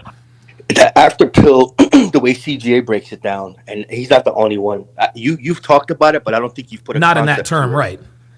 What it is when you get over the anger, and you just accept, okay, this is how women are. This is their nature. You know, I have a girlfriend, sure, that I live with. Okay, and I kind of use your methods to deal with her and to kind of mold her. Yeah, manage the situation. Yeah, of course. Yeah. And she's very accepting of it. She watches you. She's like, "When's your friend on?" Which is funny. That's good. I like that. But the whole thing is, it's just that this after pill is just what comes next. We can't stay in this angry state. It's healthy to be there, but not forever. We got to get past that. Right. And I think, you know what, it's interesting because there are a lot of men in this community who are both, let me think, who are both, they both admire, but they also hate the red pill. But as soon as they get out of the anger phase, and I guess take what the equivalent of that after pill is, that's when they kind of sort of come to an understanding. Okay, I kind of get it. But when you get guys like, I guess, this Carl Bennington guy who wouldn't show himself on camera, who wanted to come on and say he's got the game and where's the old Donovan, this and that and the third, when it came time to put up or shut up, he couldn't put up because that's just not who he was. Well, you know how it is. You fought on the street before. You know, sure. The guy with the biggest mouth usually is ain't that the guy? Not the toughest guy. So ain't that the goddamn truth? That's what you got there. So he's still in his rage. He is. Hopefully he comes out of it. PG, I appreciate you chiming in, brother. Yes, sir. All right. Praetorian Guard, let me quickly just take oh boy, looks like Lane Johnson is going to be on the IR, and I'm not tripping. So let me, that was a very interesting exchange there. Between me and Mr. Bennington. You know, the funny thing is I've actually seen Carl in the chat before. I don't exactly remember when, but every once in a while I do see him in the chat. But I'm gonna play this. I'm gonna play this again because Praetorian Guard is absolutely correct. This dude, this guy, Carl Bennington, this is the epitome of red pill rage. Take a look and listen. Any other thoughts? A little bit. What was that? Gave it to her too. Is going to be set anti-red pill videos. She used to. I think you should put up. Hang on. I'm doing good, man. How about yourself? Pretty good. I was just wondering how. Here we go. Looks like a Carl Bennington. Carl, what's up, brother? How you doing, man? How you doing, Donovan? I'm doing good, man. How about yourself? Pretty good. I was just wondering how come you don't like sluts? You don't like porn stars? How come I don't like sluts? Okay, so the first thing he mentioned was porn stars. I've never had sex with a porn star that I know of, so I'm not really sure. Like, that kind of threw me off. Like, what kind of, Carl, I'm not going to bring you back on unless you're on camera. So if you think we're going to go back and forth and we're going to be jousting, like, I'm sorry. I'm sorry, Carl. I'm not bringing you back on unless I see you on camera. So go back to bed, loser. We can talk another time. See, now Carl wants to jump back in because now he has been exposed and he wants to come on and try to vindicate himself. You want to vindicate yourself, Carl? Let's see you on camera. What? Mr. Amog? Yeah. I mean, I used to bang sluts. I used to like sluts, but not so much anymore. The red pill used to be about never, talking down on women. Now, the red pill is not enough, and she still feels the need to publicly humiliate him and try to hook up with her friends. That's all you guys do now. Like, also, they actually have their husbands on the show. And Akaash's wife, again, makes it very clear that she's really into this guy. Sorry, guys. So here we are. Oh, hold on. So the first thing. So here's another clue. Here's another clue that Carl is black-pilled. Because he says, well, the red pill is about not bashing women. That just seems to be all you guys do now. Listen, much anymore. I mean, I used to. He's like, how come? Yeah, you've changed, Donovan. What happened to the old Donovan? Dang, sluts. I mean, I used to like sluts, but not so much anymore. You know, the red pill used to be about never, talking down on women. Now, yeah, we do talk down on women because women deserve to be talked down to. That's what all you guys do now, It's not all we do. We see. Here's the thing. This is what red pill detractors like to do. Is they like, all you guys do is talk shit about women. No, that's not true at all. We talk shit about women, and we talk about how to avoid the kinds of women we talk shit about, and then we give you solutions. If you happen to meet a woman who is maybe worth a little bit, maybe she has a few qualities that you like, then we give you the solutions in terms of how to lock her down and keep her in pocket. Rule of game, you're not supposed to judge women. Rule of game, you're not supposed to judge women. What are you talking about, Carl? Game is literally judging women, and you put them in one of two categories. You can either put them in the relationship category or the recreational use only category. So my guess is that Carl was nervous and I think he just kind of went off the rails. He was just really talking. He had no idea what he was talking about. And I'm the second best in the game. I'm the second best in the game. And he sounds like he has a little bit of a lisp. And I know that. Okay, well, good for you. Yeah, and I was wondering, what happened to the old Donovan? I used to like your old stuff, like how you used to run game and stuff and break the videos down. I miss the old Donovan. Yeah, what happened to him? Yeah, well, what happened to him? Do you hear the condescension in his voice? What happened to him? He thinks he's being clever and slick and all this other kind of stuff, but he wouldn't show himself on camera. Legend says, are they, quote, bashing women or revealing facts and truths about women even when they're unflattering and negative? Right. This is when you know this guy is black-pilled and anti-red pill as well. You guys bash women. Well, if by bashing women you mean calling them out for their bad behavior, then yes, I guess we do bash women. What happened to him is the old Donovan grew up, man. You can't be running around banging sluts for forever. At some point, banging sluts gets old. And yeah, there was a time I used to not really like sluts, but there was a time I used to run around and bang sluts and this and that and a third. But dude, I'm 48 years old. I'm not going to be running around and banging sluts and talking about 5 signs she's a slut till I'm 60. That's just not how it works. You got to grow up at some point. Oh, I was going to say, what do you think about girls getting on their knees for marriage and stuff? Because women are the ones who want the marriage, right? You can tell that his voice is a little bit shaky. Right? You can tell his voice is a little bit shaky because he expected me to go back and forth with him on this ridiculous point, but then I shut it down. Thought to myself, why would a man ever get on his knees for a woman? Well, I always tell men, never get on one knee for a woman who won't get on 2 knees for you. So the answer to that question is no, I don't believe that women should get on their knee to propose. However, what they should do, as far as the equivalent, is if you want a man to propose to you, don't get on one knee, act like a wife. If you really want a man to propose to you, act like a wife. If you want the role of the wife, you have to audition for the part. And that will compel a man to get on his knees. Or knee, singular, not knees. See, right now, Carl is shook. He's shook because he didn't expect the conversation to go this way. Listen. You there? Yeah, Matrix Hoops 11 says, Donovan has never been in a fight. He just tries to look cool in front of his audience. Oh my God. You know what? You got it, Matrix 11. Yeah, that's true. And then in the same breath, it'd be like, Donovan is a criminal. Matrix, you really got to do your research, brother. And it's not about trying to look cool, man. It's about letting the audience know I used to be a nigga. This is why I've been open and honest with you about my criminal record, not to just look cool. Matter of fact, you know what? Speaking of which, let's divert a little bit here. Since Matrix Hoops, because Matrix Hoops got fried in the chat the other day, so he's in here looking for revenge, like they always do. Look, I'll continue to break this down, and then I'll show the other video. Carl, you there? I'm here. Any other thoughts? A little bit. What was that? Any other thoughts? Because I got other callers. Yeah.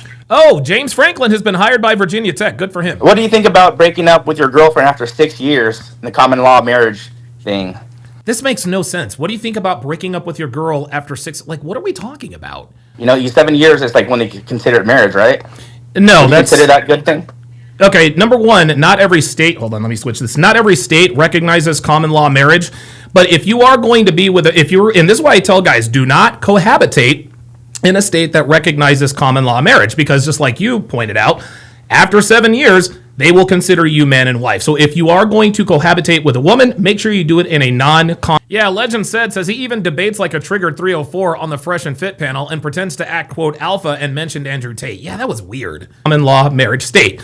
This is exactly why Devin and I moved to Nevada and not to a state that recognizes common law marriage. Yeah. I realized, like, I tried out some new game, and the new game I tried was like wiggling $1 and put it back in my pocket. Like the second felony charge I caught. You should honestly, you should see their mouth like just like drop with thirst, and I just and see things have gone off the rails. This conversation didn't go the way he planned, and so he's like, okay, let me try the stand-up comedy bit. Yeah, all women are gold diggers. I tried fishing wire with $1, and you should see these bitches. Like, nobody's taking that seriously. Like, what are we doing? Carl, what are we doing? Like, if you wanted to troll or expose me, dude, you fell way short, bro. The second felony. Yeah. Dr. B84 says he is 1,000% a black belt rager. Yes, he is. I just learned that all women are actually all gold diggers. Yeah. To a certain extent. Yeah. And I was actually, something I also learned too was like I was trying to teach a lesbian some game. She says, "Oh, all women are nice guys. That's what women want," and then her eyes lit up. And now he's misplacing his prepositions. He's misplacing his prepositions and his adverbs. He has he's all over the place. He has all women are nice guys. No. And then we're talking about lesbians. Dude, come on. You're going to have to, yeah. I just learned, dang, the blue pill is actually inherited in their hardware, that there is no conspiracy against them. No conspiracy against men. Yeah, I just start learning things, My eyes just start wide opening. No, yeah. And I actually see here in the chat, Sean Moore says only 9 states recognize common law marriage. So odds are pretty good. Now, even if I always recommend, Carl, you should, how can I put this? You should not, and it's almost like a do as I say, not as I do. But if you are going to cohabitate with a woman, number one, make sure you do it in a state that does not recognize common law marriage, number one. Number two, you have to vet her for a period of no less than 1 year. You have to be with her for 4 seasons. So when you're out there, and listen, I don't know if this is really you in the picture. You look and sound like a pretty young guy. At some point, if you do decide to settle down, because who knows? I mean, listen, man. I mean, there are some men that are just gonna, bang sluts until they die, but that's not the case. That's not the case with most men. But I will tell you this, whatever your name was. What's your name again? Bennington or whatever the case. Matrix Oops says, LOL, Donovan has always has money. His parents were rich. Don pretending to be from the streets. Epic fail. Matrix, what are you dude, Matrix. I have not always, do you know my story? Bro, I was damn near homeless in 2010 behind chasing a woman. Number one. Number two, I grew up in a military family. I've never had money until now. What are you talking about? I swear, dude. I swear to God, niggas be coming in here and just saying everything. Oh yeah, Donovan grew up rich. Huh? The fuck? Case may be, when and if you do decide to settle down, or when you get tired of banging sluts, vet these women for a period of no less than 1 year. That is my advice to you. I mean, Andrew Tate also said, and I also said that. Andrew Tate said, and I also said. So he said, Andrew Tate said, so he admires Andrew Tate. Then he tries to compare himself to Andrew Tate. Well, Andrew Tate said this, and I also said this. I'm sorry. They're actually better mothers. And this right here, this is where I caught him. This is where I caught him.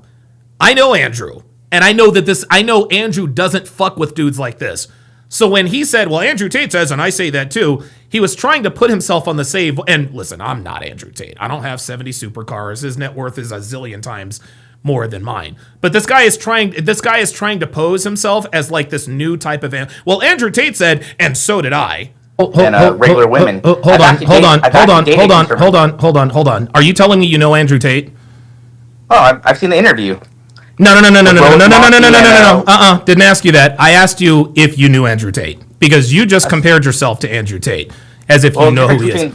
No, bro, Carl, answer the question. Do you know Andrew Tate? Yes or no? Don't skate it. Do I know Andrew? Yes no, or I don't, no? But I know who he is. There he is. There it is. You know, oops, sorry about that. You know who he is. You said you're the second best in the game. Why don't you call up Andrew Tate and try to glaze him? Because this obviously is the wrong show for you. See, this is when I knew that he was a troll, because he was he was all over the place, and I was like, okay, this guy is clearly a black pill rager. I mean, I can take his woman, and he knows that. Okay. It's internal higher value versus external higher value. And so now, and so now, what he is doing is he is regurgitating whatever course, whatever book, whatever video he saw. See, here's the thing, guys. What you guys have to understand. One an unintended consequence of this particular community is that it creates guys like Carl. Carl spent a week watching videos. And you can just tell that he is new to the red pill because he's using all of the prehistoric red pill vernacular. AMOG.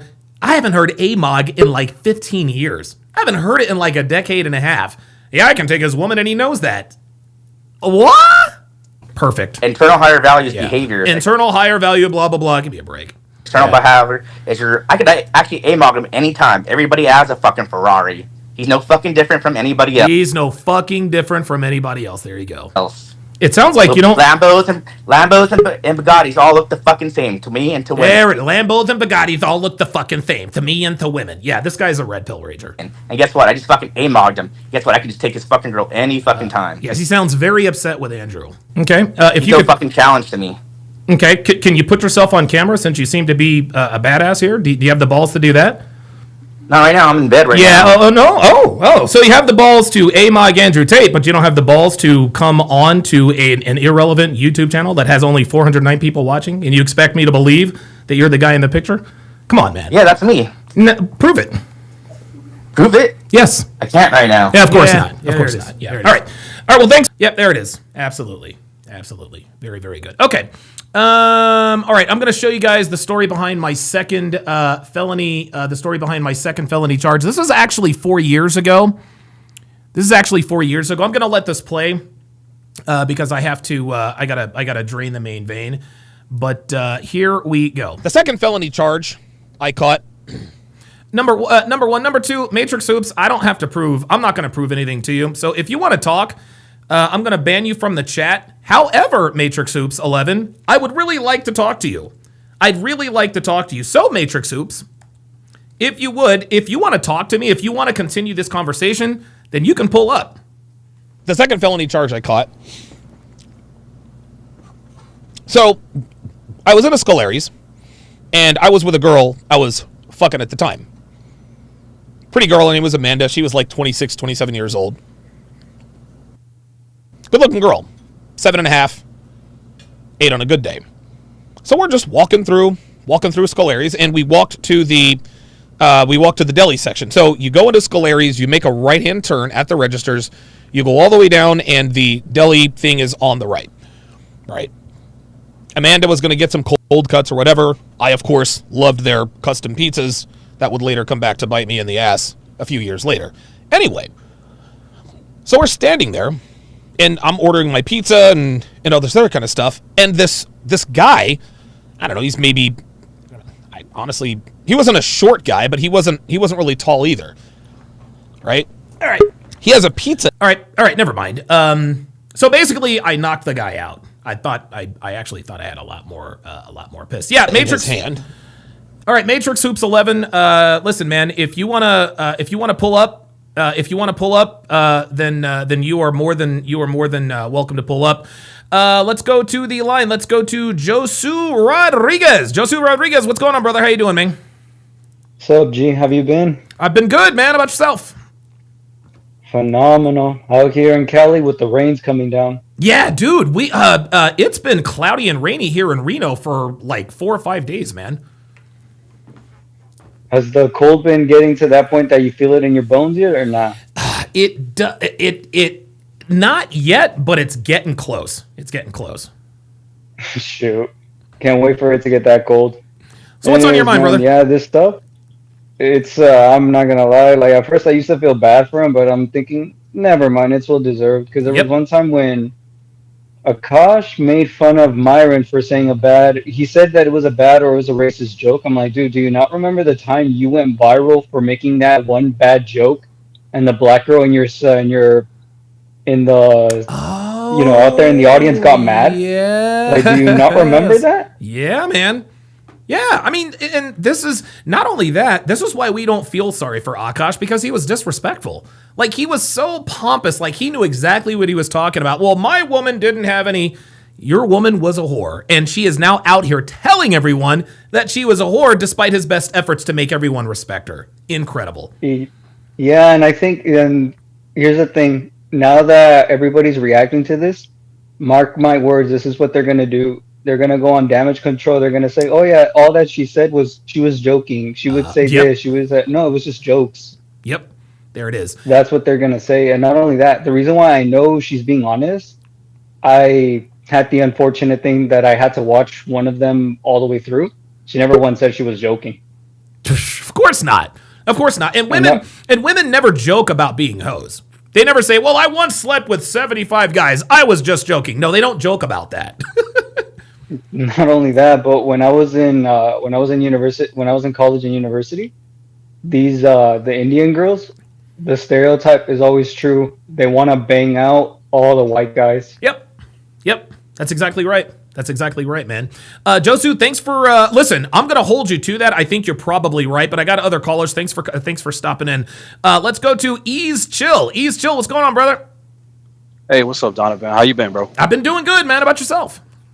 Good, man. Good. I'm on the road right now. That's why I got my camera off. No, you're you know good, how it man. is. Usually when I come on here, I'm usually driving. No, it's all good. What's on your mind? But yeah, the whole Akaash Singh thing. I'm not gonna lie, man. In the beginning, I sent you a not a super chat, but a membership. I'm only here for your reaction. Like the reaction of the content creators when she says she's been popping her pussy. I can't get enough of it, bro. Because I couldn't believe it. It's unbelievable. It's like watching a train crash into a car crash, and then they fall into the fucking river. You can't believe this shit is happening. And it's happening before our eyes. I can't believe she's actually doing it on camera, knowing that we all know who her husband is. It's like she's not even thinking about the repercussions of what she's doing or saying. Your husband is Akaash Singh. People know. It would be different if her husband were a Joe Smith and we didn't know who the fuck he was. It makes it even worse that we all know who he is. Yeah, but that's the thing too. It's like that's the only reason why I have sympathy for him. Because he's a virgin. He was a virgin. He didn't know. People like me and you, we come from a different generation. I'm 40, Donovan. Okay. I lost my virginity as a teenager. Right. I've been through the ringer. When I had my boys tell me about stuff like that when I was in my early 20s, like, dude, watch out for that girl. Yep. You might want to watch out for her. We all go through this. This dude is an Indian, broad-bred dude that's like, okay, stick to the script, do this, do that. But he kind of veered off by being a comedian, but he still kept that tried and true thing, innocent thing about him. Yep. Which fucked him up because this chick is in college banging out white dudes showing up, and he's like, I need to stick to my own kind, which he tried to explain to Myron and Fresh. Yep. But he thought he was doing the right thing. So now when he's doing the right thing, quote unquote, and he's making his family proud, his lineage proud, he looks at Myron and Fresh like, you guys, you're despicable. Like, how can you talk this way about your own race? Which is fine. I get it. Sure. But you still have to learn how to lower yourself and understand, like, dude, we're not here to bash you. We're here to just tell you that this is another thing that you know nothing about. There you go. Anything, when he was on the Flagrant podcast, Myron or Fresh, they should have got just as disrespectful and say, Akaash, this doesn't involve you. Right. You were a virgin when you got married. Right. Stay in the corner and let us talk to Andrew because grown men are talking right now. Woo! Wow. You know what I mean? Yeah. Because now look what happened.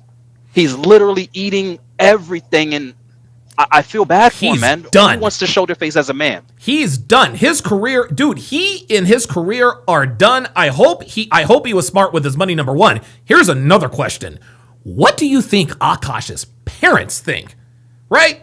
Obviously, Akaash, he wanted to stay traditional and marry the traditional Indian girl. Okay, he did all that. But now his woman is telling everyone who will listen all the white boys who ran through her. What do you think his parents are thinking right now? They're Asian, Donovan. What do you think they're thinking? Oh my God, they're gonna disown him, bro. They're gonna disown him. This is shame. I'm telling you, they cannot. As a father, you cannot look your son in the eye. You know that. let me get you out of here on this. What is your prediction for this relationship? Do you think they get divorced? Do you think they disappear like Travis Hunter and Liana? What is your prediction for Akaash and Jasleen?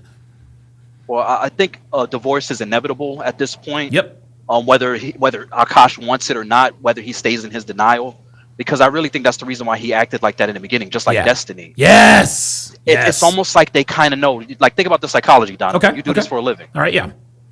I think that they know in the back of their mind that Myron and everybody else was right. You were right. But they're so far gone. They're like, no, I did it right. I'm right. I know it. I'm right. And then they have to fall flat on their face in front of everybody, just like Hafiz, just like Destiny. And they all have the same thing in common. They dug their heels in deeper when people were trying to warn them. There you go. They double down. They double down. They double down, and I feel bad. But you know how it is, man. You just gotta kind of, I don't know, man. I don't know. I would love to help this dude. Like, Andrew needs to pull this dude to the side and like, hey, man, lick your wounds, get it, figure it the hell out, man, because you got to show your face. I don't know if he can. East Chill, listen, great call, man. Thanks for the thoughts, brother. Yeah, definitely, man. Do your thing, bro. Will do, man. Yeah, listen, man. East Chill is absolutely right. Like, we have been trying to tell these people all these years. We keep getting proven right. Every single time. Hafiz is going to learn, if he hasn't already. Destiny learned, and now Akaash is learning. Incredible. Let's continue. Like, she keeps hitting on him right in front of Akaash and the guy's wife too. Her co-host, I'm sure, is kind of uncomfortable about this. Like, it's just so awkward. She has no respect for Akaash. Yeah, RumbleSun40 on the Rumble side says Akaash may lose fans and money from this. Who's going to give her money if it happens? That's a very good point. Legend said Akaash will never live this down no matter what he does. Wifing up 304s will destroy a man in every way. Wealth, sanity, health, reputation. Guys, I am here to tell you. We say all the time, listen, everything you accomplish could go up in smoke. You could lose everything tomorrow. And that's absolutely true. But a lot of times what we fail to acknowledge is that a lot of times when a man loses everything, it's because of a woman. Will Smith is lucky that he is worth almost $500 million. Otherwise, his career would be over too. Mac with the $10 super chat says, Akaash is the ops. He gets no sympathy from me. None. Hell no. Hell no. Let's continue. And he's like, yeah, I think the guy's great too, but it's kind of annoying how great he is, which he's probably annoyed that his wife clearly wants to be with him, and she doesn't even try to hide it. Nope. Like, she brings up the orgy again and his dick, and then said she's really nervous about meeting his dad for some reason. Of course she's nervous about meeting him. And Akaash, he just sits there and takes it. I guess he's at the point where he just has to let her do whatever she wants. So this is just such a mess. I can't believe it's real. I feel like somebody needs to step in and just be like, all right, this is too far. You guys can't be doing this podcast anymore. This is too much embarrassment. Yep. And of course she's giving Myron from Fresh and Fit all the ammo in the world to go after Akaash. Can I say this is the best husband I've ever seen? And I'm not even saying that hyperbolically. It's a little annoying. And then like he's just getting in better shape. Each other off already. Go ahead. Oh, what are y'all doing this whole time? What is she talking about? Oh my God. Kyle 2020 says, I'm worried Akaash will go Anthony Bourdain. Drake is your Taylor Swift. 100%. Exactly. I'm toxic. How do you think I have to keep up with her? No, he be saying some boss ass shit. What is the stuff he says to you that I'm just like, that's fire? Oh, now just put this. Right. And this is why your wife, Akaash, wants to fuck this dude. Because unlike you, Akaash, he got no issue putting a bitch in her place. Do you guys see the contradictions and the lies? Anybody can say anything on the internet. But the truth always comes out. Don't worry about me, Myron. I got no issue putting a bitch in her place. No, you don't. His dick out on the table. There's a difference being a scammer and being a hustler. Two very different things. Okay. I'm a hustler who scams a little bit. I'm not a scammer who hustles. I'm not gonna lie, that was sexy, and that's why I'm actively trying to have. See, I'm not gonna lie, that was sexy. Look at her body language. I'm not gonna lie, that was sexy. This is in front of her husband. Orgy. Wait, he used to sell like iPhones, buy iPhones and sell them. Have you seen his Instagram thumbnail? You know I've shown that to multiple dudes. He has saved under his favorite. Look at my wife's podcast partner's husband. It's crazy. Ain't that crazy? I've shown it to multiple guys. Bryce Friday with, member for 56 months. AKA Hellfong says, time will always be the enemy of white knights. Yep. Abso-fucking-lutely. Absolutely. Also showed it to multiple people. I'm meeting Nav's dad tomorrow, and I will say I'm fucking nervous because he has the, not to be weird, but he has big dick energy, and he's obviously based off stories. Yeah, he's a Don. Let's face it. But thank you guys for being on the He's a Don. main character pod. We love you. We hate you. I guess we respect we you. love you, but I actually love you and want to fuck all of you. Yeah, so Are you guys, this is unacceptable. Like this is like guys, this is over. I don't know where Akaash goes from here. I don't understand why he is still married to this woman. This woman is actively flirting with another man in front of him. hopefully Akaash can get out of this mess because it only seems to be getting worse. Like, this relationship is not good for him. But of course, I don't think he'll ever be able to leave her. And Schultz, he has to be somewhat aware of this stuff. Like he said, he really... Schultz is aware of this stuff. Guys, I'm telling you right now, most men with money are naturally red pill aware. They just can't show it because it's tied to their money. Wants Akaash's wife's career to blow up, so then she has all the leverage in the relationship, which would probably... And once Akaash's wife blows up on Instagram or Twitter, she's leaving Akaash. This is the way it goes. I mean, she'll leave him. I mean, she already has all the leverage, but if her career blew up, then that's probably going to happen. So maybe Schultz thinks that's the best outcome because Akaash is never going to leave her. But let me know what you guys think. And I just covered Kill Tony comedian William Montgomery completely bombed at a show recently. It was hilarious. Okay, don't care. Don't really care. Yo, that is crazy. I cannot believe what I just watched. This is this is craziness. This is absolutely effing crazy. And I'll tell you something else too. Akaash better not have shit to say to Myron. He better not have shit to say to Myron. The only words Akaash needs to say to Myron is, "You were right." Holy shit. Now we're going to watch Myron's reaction. And I haven't watched this yet, but this should be entertaining. What I find corny is my preference is not my women. Now, I thought it was I'm not dating my women, period, which is the corniest human being outside of a criminal to me, period. Akaash only dates Brown. Akaash has been with one girl in his life who is his wife. That's my wife. That's an Indian this woman is that like was loyal to Yeah, that's my wife. Yeah, blah, blah, blah, blah, blah. Sometimes I get so painfully nostalgic for college. I was popping my pussy and living my best life in these white boy frat houses. I'm actively trying to have an orgy because, and you haven't seen Nav yet, but wait till you fucking see him. His body goes crazy. His face card always slays, never declines. And it's kind of weird because I'm talking about your husband. I just know that Nav's dick is like at least 10 inches. Okay, I have two butthole stories. So one time I met this guy on Tinder and I like woke up. I'm sorry, did she say two butthole stories? There's video of it. I talked about it over on Patreon. Oh, wait, hold up, my bad. Okay, oh, that Nav's dick is like at least 10 inches. Okay, I have two butthole stories. So one time I met this guy on Tinder and I like woke up in the morning and like my asshole was a little sore. Oh my God. And I remember, and he like, what kind of porn do you watch when you use a vibrator? I just think my imagination is vibration enough. Oh yeah, spank bank. Think of like my own husband while I'm like doing it. Wait, that's kind of baller, but I could never do that. Yeah. And so I was using you and your husband split finances, and I'm gonna be really fucking honest. I don't. We don't. First of all, that's a fucking red flag. Any man that doesn't want to have a joint bank account or isn't being transparent with his accounts or has separate accounts, that's a fucking red flag. This is not a two-way street. This is a one-way street. His money is our money, and my money is my money. My money! I never watched that show. Jesus Christ. Oh, but like, he's on my hall pass list. Oh, yeah. Chase Crawford, Jacob Elordi, Austin Butler. Do you know why I think I have like a good marriage? I think it's because my husband's never here. I have a good marriage because my husband's never here. Oh my God. Oh God. Okay, so I've been getting a lot of comments that I'm using my husband for clout, and yeah, that's exactly what it is. What's wrong with that? Holy shit.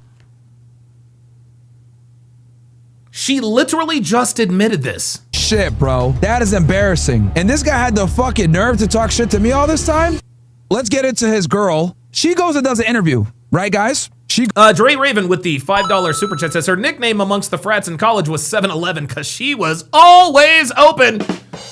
You know it. Goes and does an interview on YouTube. This right here. God, this is being crazy. And it got 37K views because we were roasting. Legend says, love the 7-Eleven analogy. Thank you. Come again and again and again. Her so much, right? And her dumbass literally says, "Thanks for the publicity, babe. We just hit 8K views. 8K views while humiliating your husband was worth it. You're even lower IQ than I thought, bro. This is stupid, bro." And this interview was so fucking annoying. But regardless, I digress. Shout out to my guy Kool-Aid Assassin because he gave me some clips here from it. So check this out, Nages. Shout out to Kool-Aid Assassin for this. How do you and your husband split finances? We don't. We don't. If you want to work, all for that. But like any man that doesn't want to have a joint bank account or isn't being transparent with his account, that's a fucking red flag. His money. By the way, Jamar Chase has been suspended for 1 game. This is the right call. That was the right call. Jamar Chase spit in the face of Jalen Ramsey. He should. And Jamar Chase is one of my favorite players. He should be suspended. You got to suspend him for that. You can't spit in somebody's face. Is our money and my money is my money. I know so many girls in my life personally that have been with guys that weren't transparent about money and they ended up being terrible in other aspects and like people ended up breaking up in divorces. So that is actually my number one. They must be generous with their finances from day one. That means they must be generous with finances. Oh boy. Paying for the first date and everything. I know that it's rough out there, inflation. Like I'm not saying to just like waste it on every single girl, but if a girl is special, you should be courting her properly. If a girl is special, but there are not many special girls out there, least of all you, slut. You are not special. You're a special kind of slut. Okay, now let's play that again and actually give some commentary. How do you and your husband split finances? We don't. Even Zur with the $10 super chat says the critics say that the RP manipulates young men when it ironically frees them. Lately, lots of vindications from all of these critics. It now feels like Michael Jordan Game 6 in the 1998 Finals. Last shot over not Byron Russell, Brian Russell. Brian. We don't. If you want to work. And that is one of the primary reasons why she deals with him. Yep. Work all for that. But like any man that doesn't want to have a joint bank account or isn't being transparent with his account, that is smart. Never have a joint bank account with your girl, nope. ever. Nope. Chat, ever. Nope. Red flag. His money is. Dude, Devin and I do not have joint bank accounts. Oh, no, we do not. No, sir. No joint bank account here. To be honest, it's probably better your girl doesn't even know how much money you make. If I'm going to be all the way 1,000 with you guys. That's probably right. Punch! Because then you get predatory like this. Our money and my money is my money. Now, this is how women operate. I told you guys this for years. Your money is my money and our money, but my money is my money. And this is how a lot of women operate. And that's fine. Look, I don't even have a problem with that because I do tell you guys all the time to be the breadwinner. But you being the breadwinner should come with more respect where she's not going on fucking podcasts talking like this. And again, Akaash alluded to this when he proposed to her again.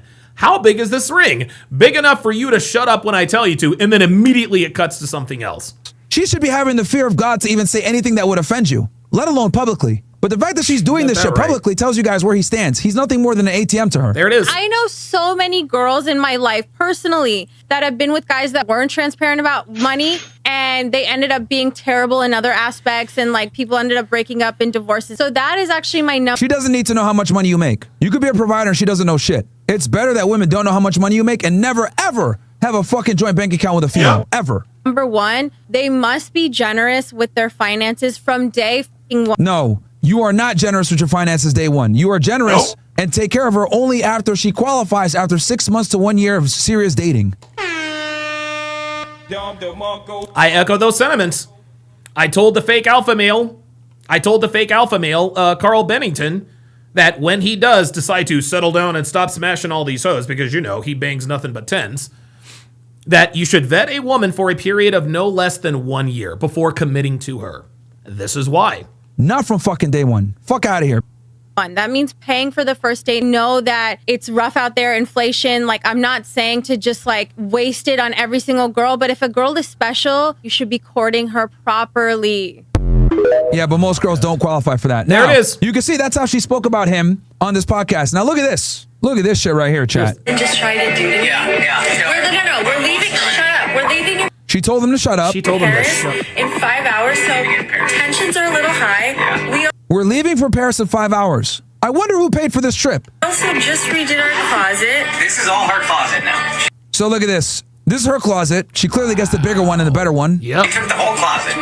Which we already agreed. Standing there with his fucking hands on his hips. Yep. Now she's saying she doesn't have no space. And now I'm saying I don't have space for all my. I don't have space for. Can you show? Yeah. I don't have space for all my Indian suits because I like my dresses spaced out. Do you know what Akaash just did? Here you go. Watch. Hopefully I don't get copyright struck by MIA. Oh my God. I'm not doing Look how that. Space exists. I'm not doing that. What?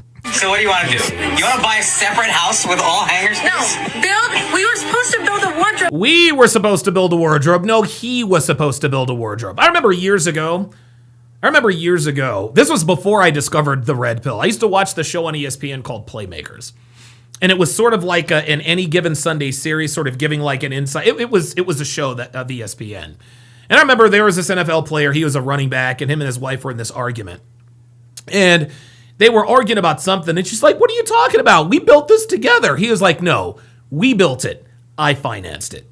But Akaash didn't want to do it because he's too cheap. I took the smaller closet. Yo, This guy. He took the smaller closet. Unbelievable. Are you kidding me? Do you know how much fucking space he has? Look, utilize Yes, of course he has space because he is the breadwinner. the shelves, you idiot. These are for She sneakers. called him an idiot. She called him an idiot. And then this is going to be for towels. God. And listen, when he talks, oh my, like she cuts across him. Dude, guys, oh boy, this relationship is so over. This relationship is so over. And I am so fucking glad. I'm so fucking glad that this fucking loser, I'm so glad this loser is getting it. Every detractor of the red pill to this guy's degree should go through this exactly. I feel not 1 ounce of pity, and I hope it gets worse. I hope it gets worse. Yo, I'm gonna play that one more time for you guys, bro. Cause You know what my fucking husband just tried to do? you know what my fucking husband just tried to do.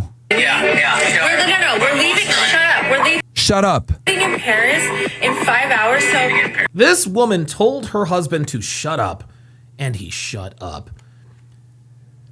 Do you know? Yo, I can't. I'm not even going to give you the hypothetical in my situation. You want to know how there's not like an African word for maintenance? That just doesn't happen. That would never, like, dude, come on. That he paid for. tensions are a little high. Tensions are high. Why? We also just redid our This fucking buck-toothed beaver is over here being an insufferable fucking, for what? For views on Instagram? closet. This is all her closet now. She took the whole Look, this is the look of despair, man. This nigga was just sitting there with his hands on his hips like, fuck. closet. Which we already agreed upon. Now she's We already agreed upon. Translation, I agreed upon it. saying she doesn't have no space. And now I'm And she's saying she doesn't have space when there's clearly space because she doesn't want to push her clothes together. saying I don't have space for all my. I don't have space for. Can you show? I don't have space for all my Indian suits because I like All my Indian suits. my dresses spaced out. Do you know what Akaash just did? Here you go. Watch this. Oh my God. Yeah, common sense. That's what he's supposed to do. I'm not doing that. I'm not doing that. Bro, like, this is painful to watch, chat. This is really fucking painful to watch. But, bro, I'm not doing that. What? Yo, Devin has never said to me, I'm not doing that. What is happening? What is happening? I'm not doing that. So what do you want to do? You want to buy a He bought the house. He pays all the fucking Oh my bills. God. She has the bigger closet. separate house with all hangers? No, build. Idris 609 says, "Can I donate and ask a money question to Myron?" No. I'm not like this is. I'm reacting to Myron's video on this. We were supposed to build a wardrobe, but Akaash didn't want to do it For because me, he's too because cheap. I took the smaller closet. Yo, are you kidding me? Is this a skit? Because listen, you guys know, guys, you know. Listen, Bad Rasta actually, that's gotta be it. Guys, Devin and I have done dozens of relationship skits, and they're funny, they're, you know, off kilter, whatever the case may be. But yo, this is crazy. You know how much fucking space he has? This is embarrassing, bro. This is a humiliation ritual. Yep. Like, this is not cool whatsoever at all. This girl is a fucking ingrate. All right, so here we go again. The embarrassment ritual never ends. This comes from Base345. Thank you for that, bro. Thank you for sending me this, my ninja. I get so painfully nostalgic for college. So for context, I went to college from 2011 to 2016. The top like 4 songs when I came back for my sophomore year: Click, Pop That, Bands Make Her Dance, Birthday Cake, The 2 Chainz. Oh no. And she fucked niggas? Oh my god. So not only did this girl get ran through in college, she fucked niggas. Birthday is... Bro, what the fuck? It's your birthday. I was popping my pussy and living my best life in these white boy frat houses. I was shopping at Rainbow. I was eating buffalo chicken wraps every day. I was straightening my hair with my French tips. Like, you could not tell me nothing. And I had a roster. You could not tell me nothing. Of guys that I would rotate through. So it's like, sometimes it like literally hurts my heart. And when the nostalgia is that painful, guess what I have to watch? Yo, Myron is fucking speechless. Oh shit. He's speechless. He can't Guys, believe. I've never seen that video. Yo. Yo. Wow. Wow. Wow. Holy shit. Yeah, Akaash was a virgin when he met her. Right. He clearly wasn't. Yo. What the fuck, man? This Bruh, is that over. is fucking wild. Bruh, this dude is absolute. Hold up. Wait, hold on. Dude, my guy is cooked. My guy, like, guys, this, you want to know something? This is so bad. This is, look, Legend says she's got to be trolling. Guys, that guy, you listen. This is so bad. This is so bad that if somebody told me this was AI, I might actually entertain that possibility. I might actually entertain the possibility that this might be AI. This is crazy. That is absolutely fucking wild, bro. Hold on. Gentlemen, ladies and gentlemen, bro, like, this is what happens when you don't have red pill awareness, bro. There it is. That's really all I can say. This is what happens when you don't have red pill awareness. I've never even seen this video. I thought it was bad with the ATM shit. Basically, I call him Akaash ATM. That's his real name now. This is a fucking bro. What? Sometimes I get so painfully nostalgic for college. So now she said I get painfully nostalgic from college. That means she's reminiscing about getting ran through by them white boy college white boys. I wonder why. So for context, I went to college from 2011 to 2016. The top like 4 songs when I came back for my sophomore year: Click, Pop That, Bands Make Her Dance. All slut songs, by the way. Yep. These are all like strip club songs. Yep, stripper songs. Birthday Cake, The 2 Chainz. Birthday is your birthday. I was popping my pussy and living my best life in these white boy frat houses. White boy frat houses, which means she was getting fucked all the time. That's what it means. Houses. I was shopping. And let me tell you guys something about frat houses and shit. Dre Raven with the $2 super chat says Akaash was her first Indian. And let me make one thing clear. Let's get this out of the way. Akaash is the first and only Indian this woman will ever fuck. I guarantee you, she fucked not one Gupta, she fucked not one Srinivas, she fucked not one Akaash, she fucked not one Jeet, not one fucking dothead, man. Real shit. She was fucking white boys and Negroes. Unbelievable. Your girl goes to frat party, she's a slut, bro. So I tell you guys all the time. Oh no, Meltzer with the Meltzer with the $5 Rumble rant. So my brother pays this girl on the internet to talk on the phone and has never slept with her and says it's his girl. Is she only taking his money? Yep. Yes. She's only taking his money. That's correct. Don't date girls that went to big party schools, and especially if they're in a sorority. Yeah, I'm going to take it one step further. Don't date girls who went to a 4-year college. There's no such thing as a girl who went to a 4-year college that wasn't ran through. including Courtney Ryan. Courtney Ryan likes to position herself as this, well, and I remember I broke down this one video. Sadly, all of my friends in college engaged in hookup culture. As if she were the only attractive woman who had nothing but slutty friends, but she stayed out of that. No, Courtney Ryan's been run through. You can tell. You can tell. Courtney Ryan has the 1,000 cock stare, guys.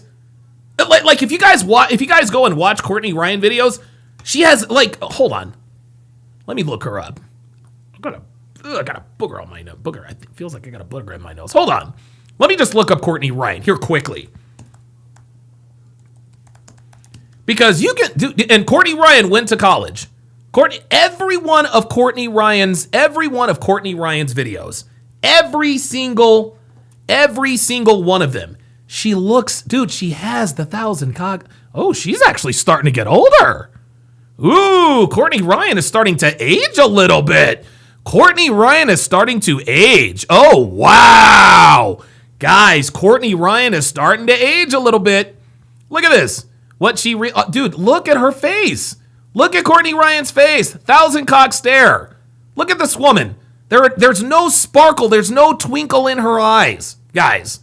Okay? The eyes don't look. The eyes don't lie. The eyes don't lie. Guys, this is a slut. This is a whore who fooled a man into marrying her and taking her word for it.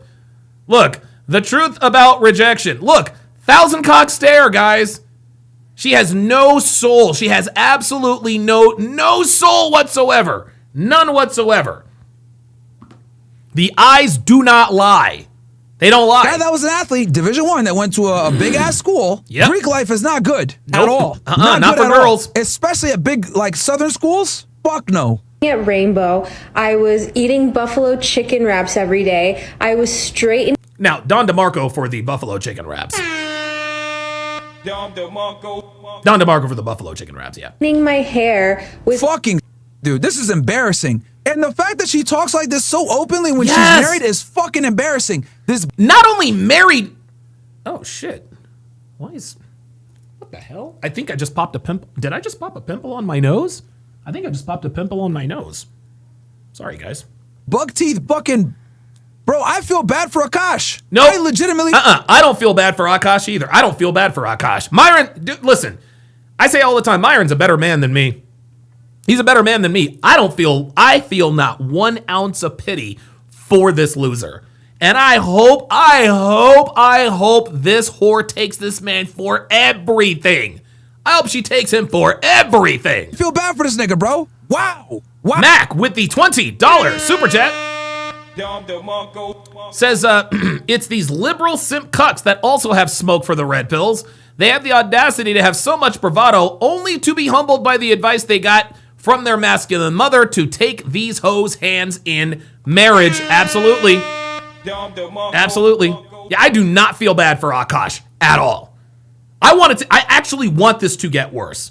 I want Jasleen to make an example out of this loser. I want her to make an example out of this dude. Oh, wow. Would y'all ever have an orgy together with your husband? This is crazy. I'm actively trying to have an orgy. Actively trying. Because this couple is so good looking, and you haven't seen Nav yet, but wait till you see him. His body goes crazy. His face card always slays, never declines. And it's kind of weird because I'm talking about your husband. No, I kind of love it, but I'm like, us for it? Okay, maybe. I just know that Nav's dick is like at least 10 inches. You would only be down for an orgy for it. Bro, what? It's thick. I'd only been down for an orgy if we do it above my in-laws, so we're not doing it at all. So there, Akash's wife is talking about the size of her friend's husband's penis and suggesting that it's at least in front of him. At least 10 inches. And bro, this is fucking embarrassing, bro. What the fuck is wrong with this bitch? Yo, Akaash. Yo, look, bro. Look. Akaash. Dead ass, bro. Here we go. Nigga. Yo, you need to fucking get your woman in line. She is embarrassing you. No, sorry, bruh. Nope. No. Myron once again is overestimating people. He said, Akaash, you need to get your woman in line. No, Akaash is a clown. And clowns can't get their women in line. Remember, don't worry about me, Myron. Look, don't worry about me, Myron. I got no issue putting a bitch in her place. Yes, you do. we sat here and watched the video evidence. This My shit is God. coming back to bite you 3 years later in the fucking ass. Real what shit. are you doing? Like, are you fucking stupid? Why are you letting your woman do podcasts? Her podcast sucks. There's no benefit to her doing this shit. It's not entertaining. It's not funny. It's not educational. Nobody watches. It gets like 1,000 views. The only people that are watching are niggas like me that fucking find shit to That's roast right. you. What That's the right. fuck? Those are the only views she's getting. Those are the only views she's getting are dudes telling Akaash, yeah, we told you so. Guys, this is why I tell you guys all the fucking time. Stay away from women that want to be influencers, bro. That's right. Women are not interesting. Since they're not interesting, they have to do dumb shit like this to get attention. And they're getting it. But it's coming at this nigga's fucking cost. At this expense, yep. Dude, what the fuck? This is crazy. This is absolutely fucking crazy, man. Wow. So we got her fucking shitting on him over the closet, right? Telling him to shut up and that he's stupid. We have him over here simping for her, trying to defend her honor, making himself look like an idiot. We got her admitting to be a 304 and that her husband is nothing more than a fucking cash machine for her. And then we got her talking about her friend's husband's dick. Okay, listen, it's time. Strange. Like, can you imagine? I gotta, guys. I gotta go to the full. I gotta go to the full one. So now we're gonna watch the full interview. Now we're gonna now we are going to watch the full interview.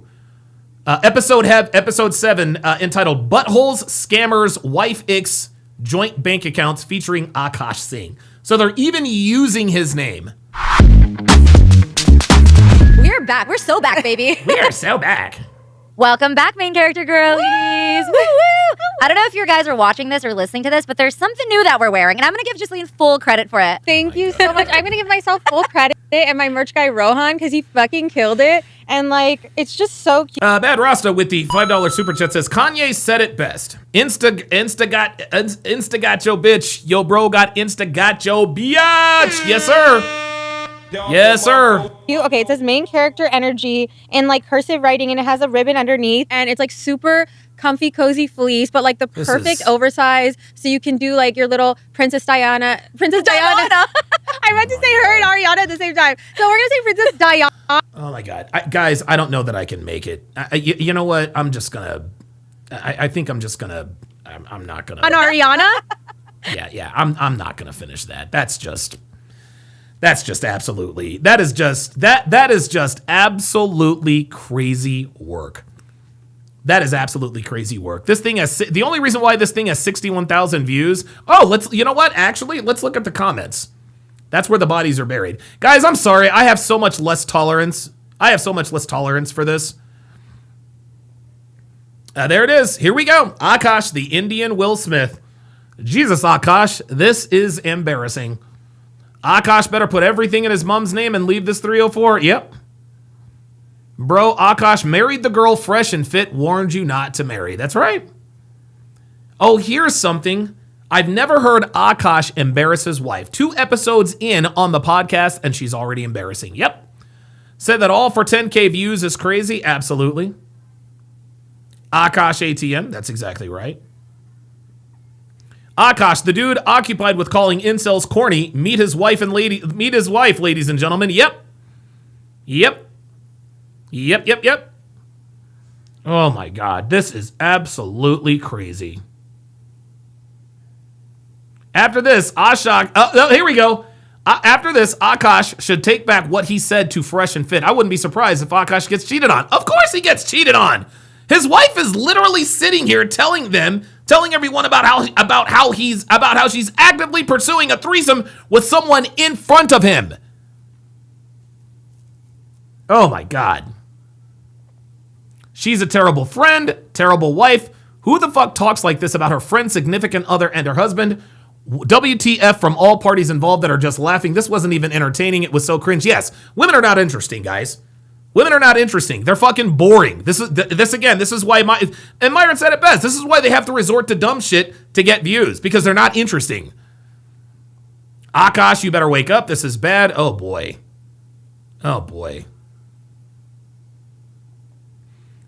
And this man made out like he'd found an angel. Yeah. She is the embodiment of what Fresh and Fit said to avoid. Absolutely. This divorce will be epic. Yep.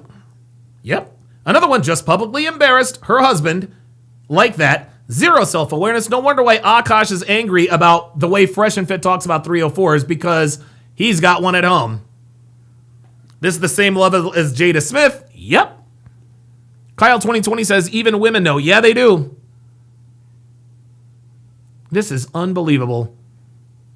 Rule number 67, don't let your wife start a pod. No, that's not correct. Nope. Sorry. No. Mm-mm. No. That should never be a rule.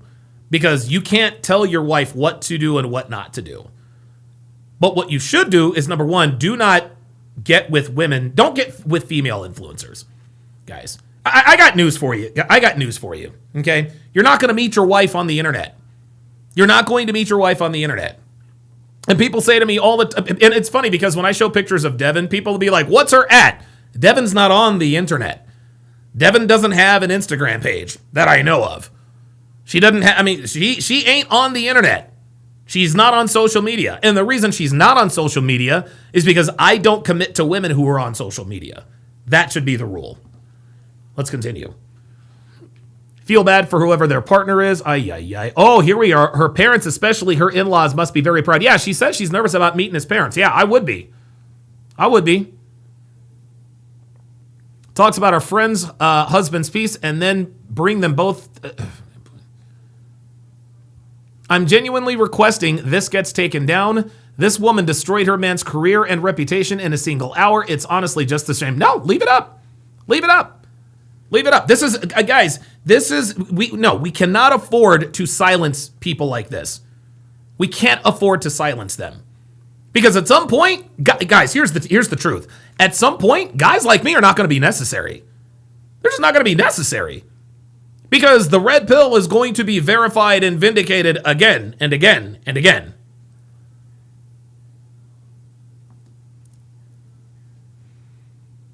Jesus Christ. Wow.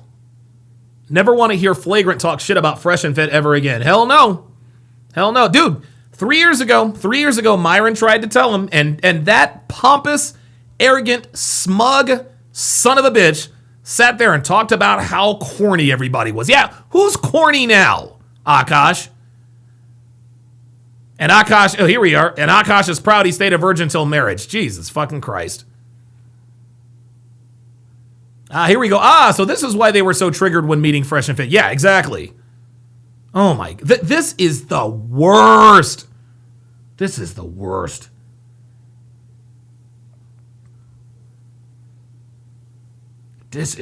dude, this is absolutely crazy, man. Dude. Yep, he'll never recover from the embarrassment. Yep. Let me go to the pull-up line, see if anybody else is waiting to pull up. Oh, got a couple. Yeah, Phantom 313, man. Thanks for your patience, man. What's on your mind, brother? No worries, man. What's going on, big brother? Long time no hear, man. Absolutely. What's on your mind? Well, his reputation is done. See, the sad thing about it is, man, well, it's not really sad, but as a man, it's hard to when it comes to your last name. Yes, you can sabotage your own last name, but to give a woman your last name and she sabotage it for you and tarnish it, that's ridiculous. That's sad, man. It's insane, man. It is absolutely insane. And for her, and I didn't watch the full video, with her and this other lady, but man, I know it's eating them inside, saying, "Damn, I gotta hear this," through a camera. You got 10,000 views and 10,000 plus views, and it's being shared all over the world, but being shared all over social media. And I know people clowning them. I'm just glad the guy doesn't have any kids by her. Oh my God, not yet. Not yet. And if she did have kids, the paternity would be in question immediately. And this is a norm right now for women, man. It's a norm for women right now. Yep. Jada Pinkett Smith. Yep. With Will. Yep. Michelle Obama with Barack Obama. It's just a norm right now. It's they feel as though, even though there's a camera there, they kind of forget that, there's people watching you. It's not like you're in a room kikiing, privately. Yep. Everyone's going to see it. So once we see it, we're gonna judge on it. And we're gonna clown that person for it. Same thing with Destiny. No sympathy, no empathy for him. Nope. Myron tried to help him out. Myron tried to give him advice. Fresh, you as well. Just like with other men out here. But man, these men don't care, man. They these men, they walk in, out, man. Listen, they just at the end of the day, man, they just don't care, man. Nope, they don't care. They look at it, if they get hurt, they get hurt, But they still try to look at the positive side of it, like, oh, my woman's not like that. My woman would never do this to me. But well, she is. Yep, she is, and she will. What's your prediction, Phantom, for this particular relationship? Because here's the thing. Akaash is now privy to everyone. He's privy to everyone's opinions. We're all going to predict divorce and this and that and the other. So Akaash will probably do his level best to stay in the marriage. What is your prediction for this particular relationship? How long do you think this relationship will last, given what we know now?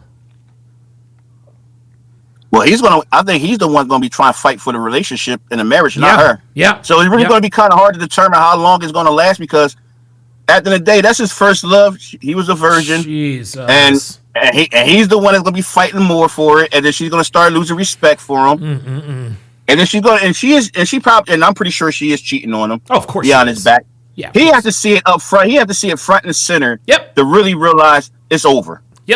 Yep, that's exactly right. Bigoli328 agrees with you. He says he's not divorcing. I'll give you the last word, Phantom.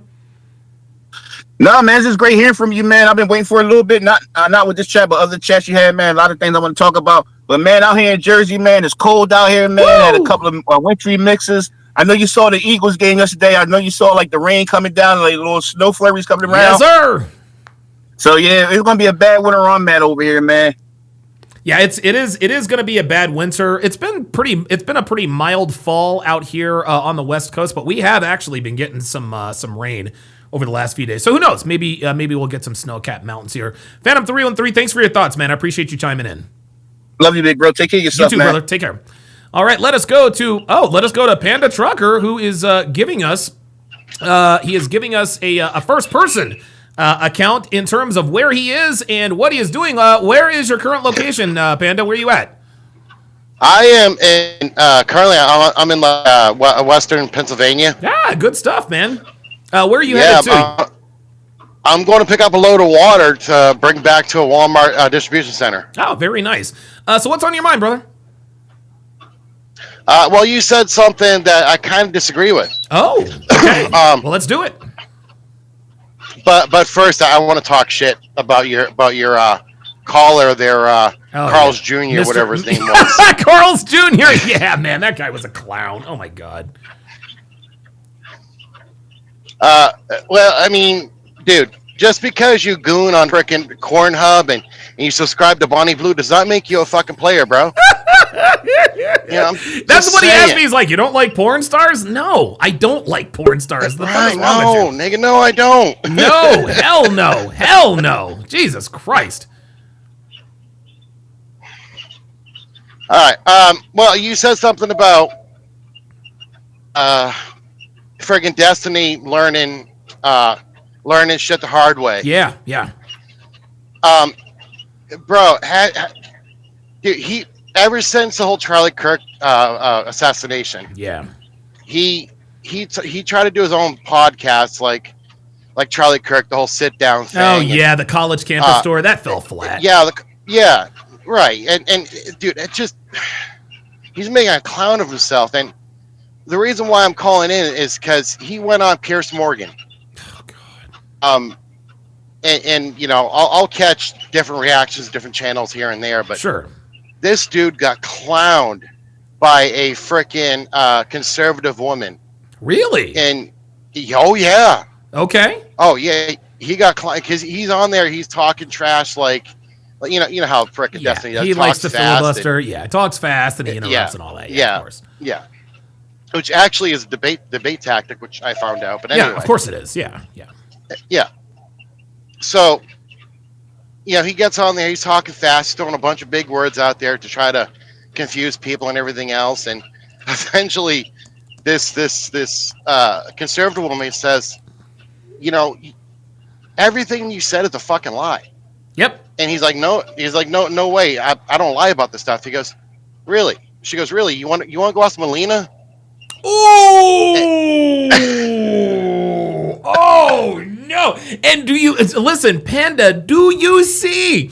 It does not matter how accomplished and how much respect, well, lack thereof, respect you have. At the end of the day, the true measure of a man is how his woman represents him. And Melina did not represent him well, and in the end, people are always going to go after Melina because that is a direct representation on how much of a cuck Destiny really is. You're absolutely right. I was talking to this one broad not too long ago, and she's talking about this, talking about that, talking about, oh, can we be official? Can we? And I'm like, look, you have a reputation. And she's like, what do you mean? I says, look, in a relationship with me, in a relationship with any man, you are a direct representation of me. That's right. And if you are out there, throwing your ass around all over the freaking city, yep. Guess what? How is that going to make me look as a man? Exactly. She goes, well, I don't know. I didn't think about that. Of course you didn't think about that. Of course not. Incredible, man. Incredible. Let me get your thoughts. Let me get your thoughts on this before I go to Phoenix Light Games here. What is your prediction on this relationship? Because Akaash is definitely going to fight to try to stay in this particular relationship. Of course he will. How many years do you think? I mean, years, months, whatever. How soon until this relationship ends officially? Because in my mind, this relationship's already over. Yes, Akaash is legally married, but this relationship's over. How long until it becomes official? Well, I'll tell you like this. Oh, that was a fucking tree branch. Holy shit! Yes, that was, wasn't it? God damn. Yeah, cutting down trees when I'm driving the truck. Yeah, right. I'll tell you like this. I was severe blue pill, way back when. And I've been in situations where, I had what is it? It's called one-itis. Yeah, one-itis. Yep, that's exactly right. Yeah, I've had some severe one-itis, and I've held on to women far longer than I probably should have. Yeah, of course. And I've forgiven women who've cheated on me and all this other stuff, and all it is just pain. Yep. So, Akaash, whatever his fucking name is. Akaash, Cash, ATM, whatever. Yeah, whatever. AT, that sounds good. Yeah, AT, he's going to try to salvage, especially in the Indian traditions or Indian culture. Yes. He's going to try to salvage this relationship. Okay. Because in the Indian culture, shame is a big part of it. That's right. So he's going to try to salvage it, to try to salvage face. Oh my God. But in the process of doing that, he's going to destroy himself and everything around him.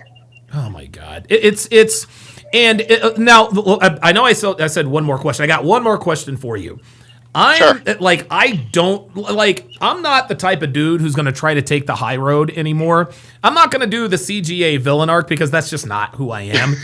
But by the same token, I used to be the guy who said, "Hey, you know what? Even though, he spoke out against us, he got done wrong. He's the man." I even did it with Destiny. I say, "Hey, Destiny, look, man, if you need some help, reach out to me." Bro, I'm done with that. Like, fuck these guys. Like, seriously, fuck these guys. What are your thoughts on that? Should I soften my stance or should I just say, fuck these guys, let them learn the hard way? So the way I see it is this. Those who don't know, don't know. Right. All right. So the way I see it is this. I mean, all we can do right now is try to educate.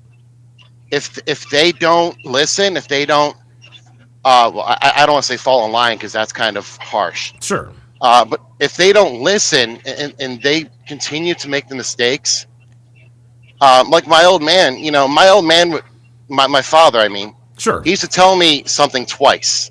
Okay. If I didn't listen after the second time, he let me do it, and I have to figure it out myself. For example,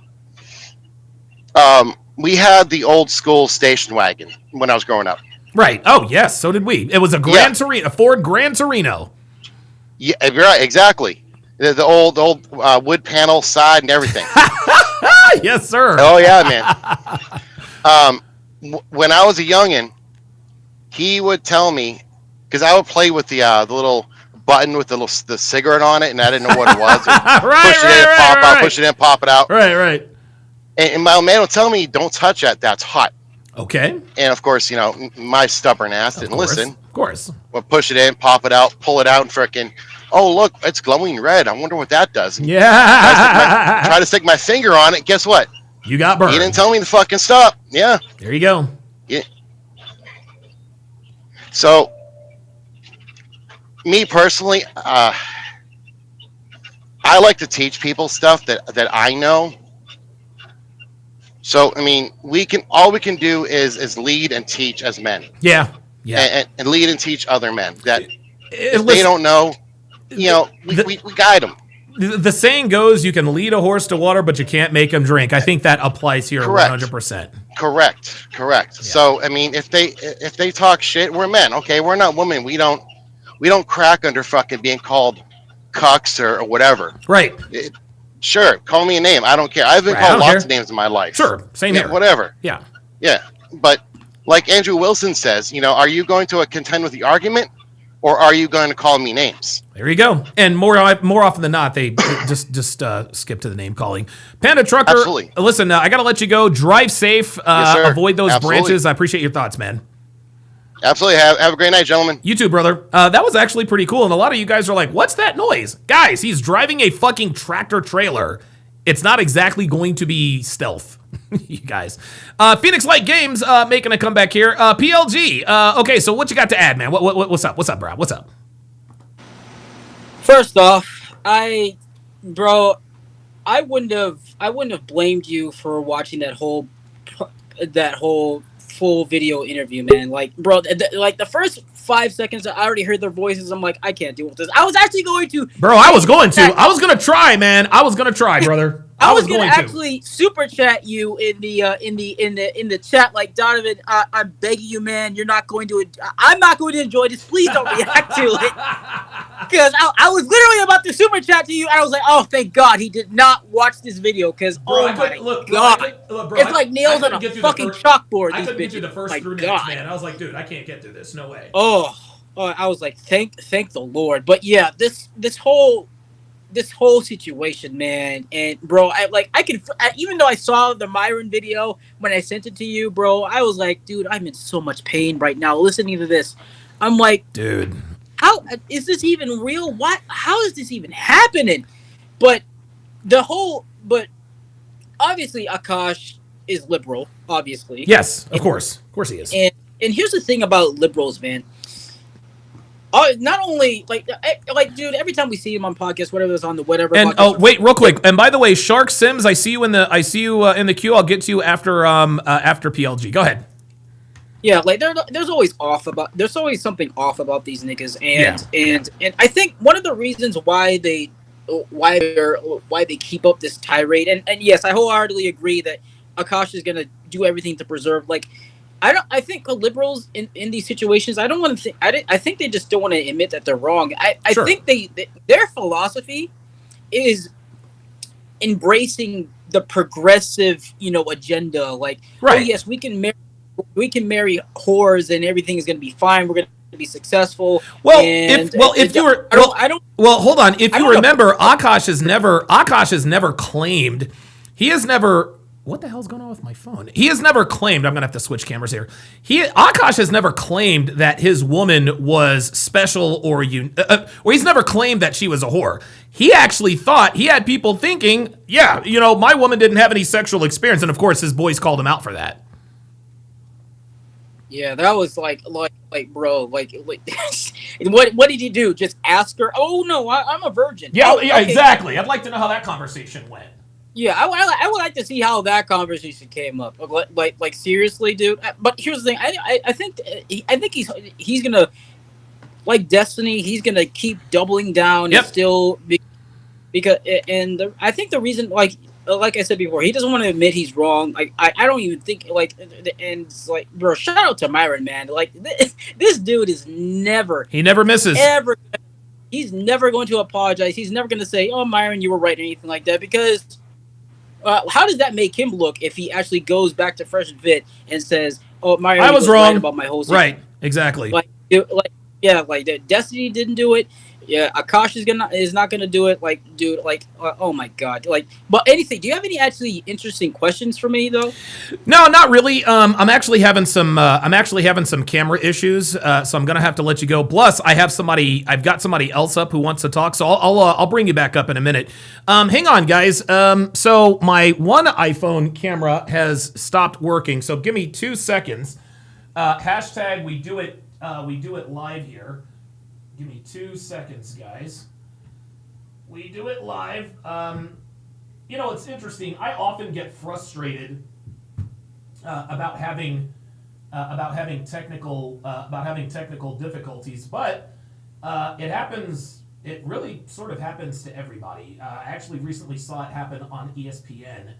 On ESPN the other day. I was like, all right, well, I guess I shouldn't. I guess I don't have too much to bitch and moan about. Let me see if I can get this in here. There we go. All right. So I guess my continuity camera is actually working right now. Let's see here. Give me 2 seconds. Shark, I'm going to get to you in 2 seconds. There we go. All right, cool. All right. Yeah, we do it live, guys. We do it live. I'm gonna have to make some adjustments here. There we go. Okay, now I am crystal clear. Let me jump to the pull-up line. Okay, all right. Let me go to Shark. Let me go to Shark Sims, who is in the chat. All right, Shark. You are on live with Donovan. What's on your mind? Hey, what's up, Donovan? You can hear me good? Yes, sir. I got you loud and clear, brother. Well, shout out to you because I've been watching you for a while. You are hilarious. I got to give it to you, and you always on point with it. I appreciate it, man. Thank you very much. I appreciate that. All right, my analysis is the whole situation is I think Andrew Schultz, that's the white guy's name, right? Yes, that's him. Yeah. He brought them all together because I think he's been trying to tell ATM what we all just realized for a long time. Really? Yes. And for him to be married to that Indian girl and she never met her parents, I don't even understand how that could happen. Knowing their culture. You know what? I had never even thought about that because remember, there is one interview that I've heard where she says that she is nervous about meeting Akaash's parents. And if Akaash is really a traditional Indian, how were they able to get married if they never met her? Isn't that interesting? Mm-hmm. And now what she's doing here, Shark, is she is essentially proving why Indian parents demand to meet the future husband or wife of their child's spouse. This is why. No, you ain't have to tell me what she was doing. I just saw your show for the last hour and a half. I already know what she's doing. You dig it? And I always tell my people, like, it's not even a black woman thing anymore. No. It's just a women in America thing, just to a certain extent. Yeah. Because for her to be Indian and wearing Indian garb, got a whole closet of Indian outfits, and this is how you present yourself on TV. Unbelievable. I mean, not on TV, but on, internet gets internet, used yeah. on TV. Yeah, right. It does now, yeah. Public social media, right? And it's actually saved. Like, we could go back to this tomorrow. Yep. I think he's going to jump out the window, and to say it in a better term. Huh. So you think he's going to take the Anthony Bourdain route and just end it all, huh? Yeah, he's just going to eat all kinds of stuff. Wow. But so now as far as what you were saying about Myron, I think Myron has come to the point where he's matured enough that he might do the show and he might give the guy some sympathy. You know what I mean? Okay. And this would be a good move for Myron. I agree. Just talk him out of the kitchen and eating all kinds of crazy stuff. You know what I mean? Right. This is ridiculous. Like I'm sitting here watching and I'm like, wait, what? Because I remember the show when dude called them lames. Yeah. Like, oh, you don't want to date your own corny women. and this he and that. He might not be dating his own women no more after this. Dude, and the thing is that's actually a very good point, Shark. Is the fact that it might be a good move for it. Listen. Now, what would have to happen is, number one, Akaash will have to humble himself.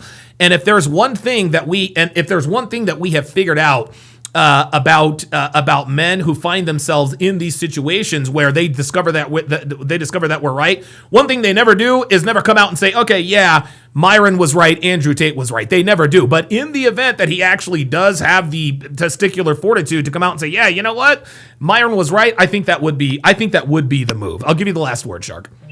You know what's going to be the most epic show is the Andrew. I hope if Andrew Schultz seen this, this is good. That's going to be an epic. That's going to be epic. I absolutely gotta cover that. Wait. You gotta cover the you know I will 100%. Shark, thanks for calling in, man. I appreciate your insight, brother. Nah, thank you for having me up, man. You be safe. Don't get in no trouble, bro. I'll try not to, man. I appreciate that very much. Okay, let us go to Jabari Henson. Jabari, what's on your mind, brother? Yo, what's crazy shit, man. Yo, can you believe this chick, man? I can't believe it, man. I really can't. Yeah, and I was just listening for a while you were kind of breaking everything down, and I was like, man, I've been through some shit. I even I got on your show. You probably don't remember, but I kind of explained where I was at with this one chick. Okay. Because I'm in a college town, so I'm kind of just running through them, trying to get my money up, stuff like that, dealing with some court stuff. But I had told you this story about this one chick where she was being a chameleon, basically. Okay. And I've been with enough women to kind of feel those out. I've been watching your content for a while. CGA, Kevin Samuels, all you guys. Yes. And so I was kind of aware. I already had the spidey senses tingling about this chick, but I had started fucking her so often that I was just like, ugh, like. She was the white girl, wasn't she? Was she a white girle? She was. She's half Mexican, half white. She looks white if you look at her. So okay. More white than anything. Okay. And I actually just flew her out this past weekend.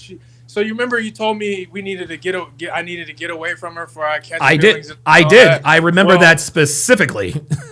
Yeah. Well, the red pill gods end up making it happen. By just divine intervention, I guess. Okay. She ended up not being able to pay for her apartment, so she moved back home, which is 8 hours south of where I live. Oh, wow. So, okay. And so now we're just kind of, we still talk every now and again, but sure, but it's not as regular as it once was. Yeah, but I kind of missed that head and that coochie. So yeah, man. And look, and I told you, look, bro, you gonna miss that head and you gonna miss that coochie, man. But you got to stay strong, bro. You got to stay strong. You're right. So I hadn't seen her in a few months. I was like, hey, I got a weekend off. Usually I don't. And she was wanting to come out here. So I was like, hey, here's a flight. Come out here.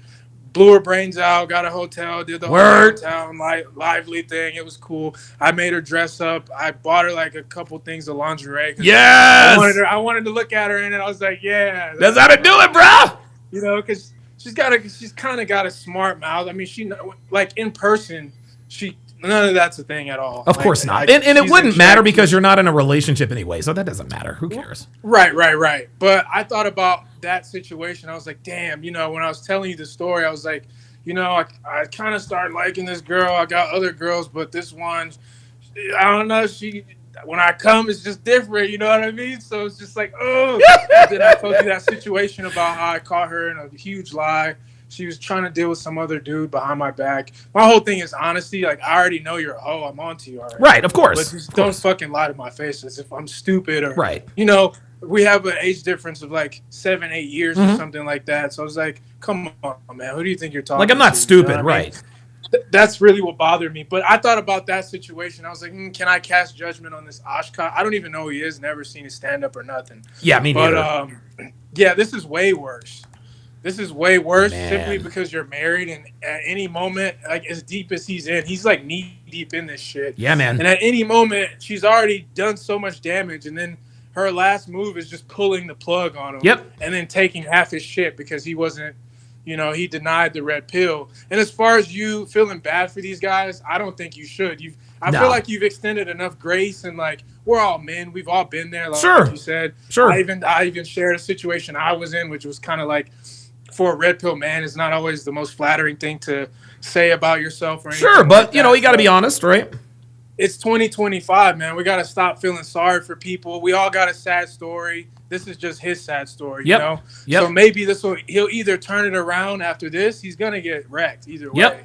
because it's a marriage. Thank God we never went that far. Jesus. You know what I'm saying? With Yeah. some of our situations, at least we were able to just walk away, maybe not unscathed, but not married. You know, either you got off, you know, almost scot-free from your divorce, or Yep.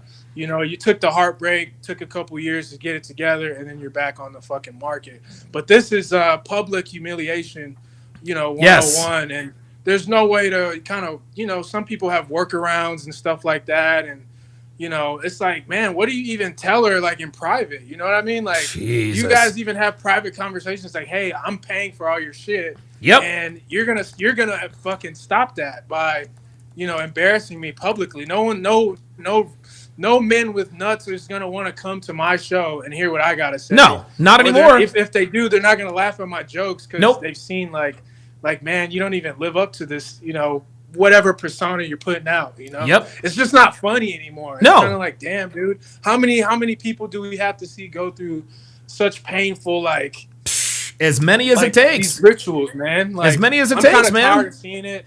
I'm kind of tired of seeing it. Obviously, he knew who Myron was, so I'm sure he knows who some of these other people are Yeah. as well. And he just didn't agree with the sentiment or the message we were giving out. And so, you know, it's not that you have to agree with it, but to reject it so openly and so boldly, that's where I have the problem, and that's why I lack sympathy for people like this. And so I'm happy to see him get scorched earth by this woman who's completely insufferable. And we got to stop extending grace to men because they don't learn that way. And even that goes for me too.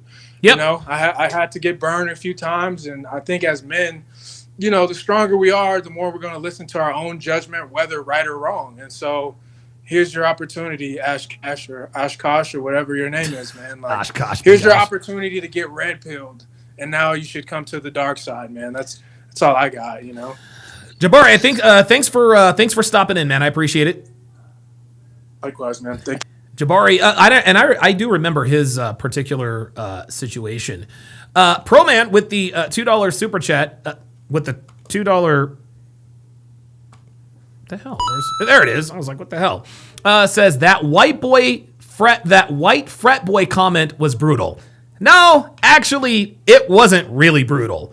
What would have been really brutal is if she said that she used to party in the athletes' dorms.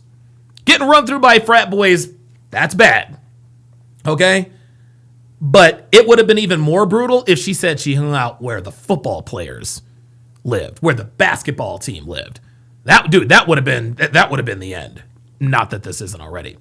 All right, let's go to Chris, then level up, man. Chris. Oh, I think I'm out of my thing is out of batteries. All right, Chris, you are on live with Donovan. What's on your mind? Yo, Donovan, can you hear me? I got you loud and clear. All right.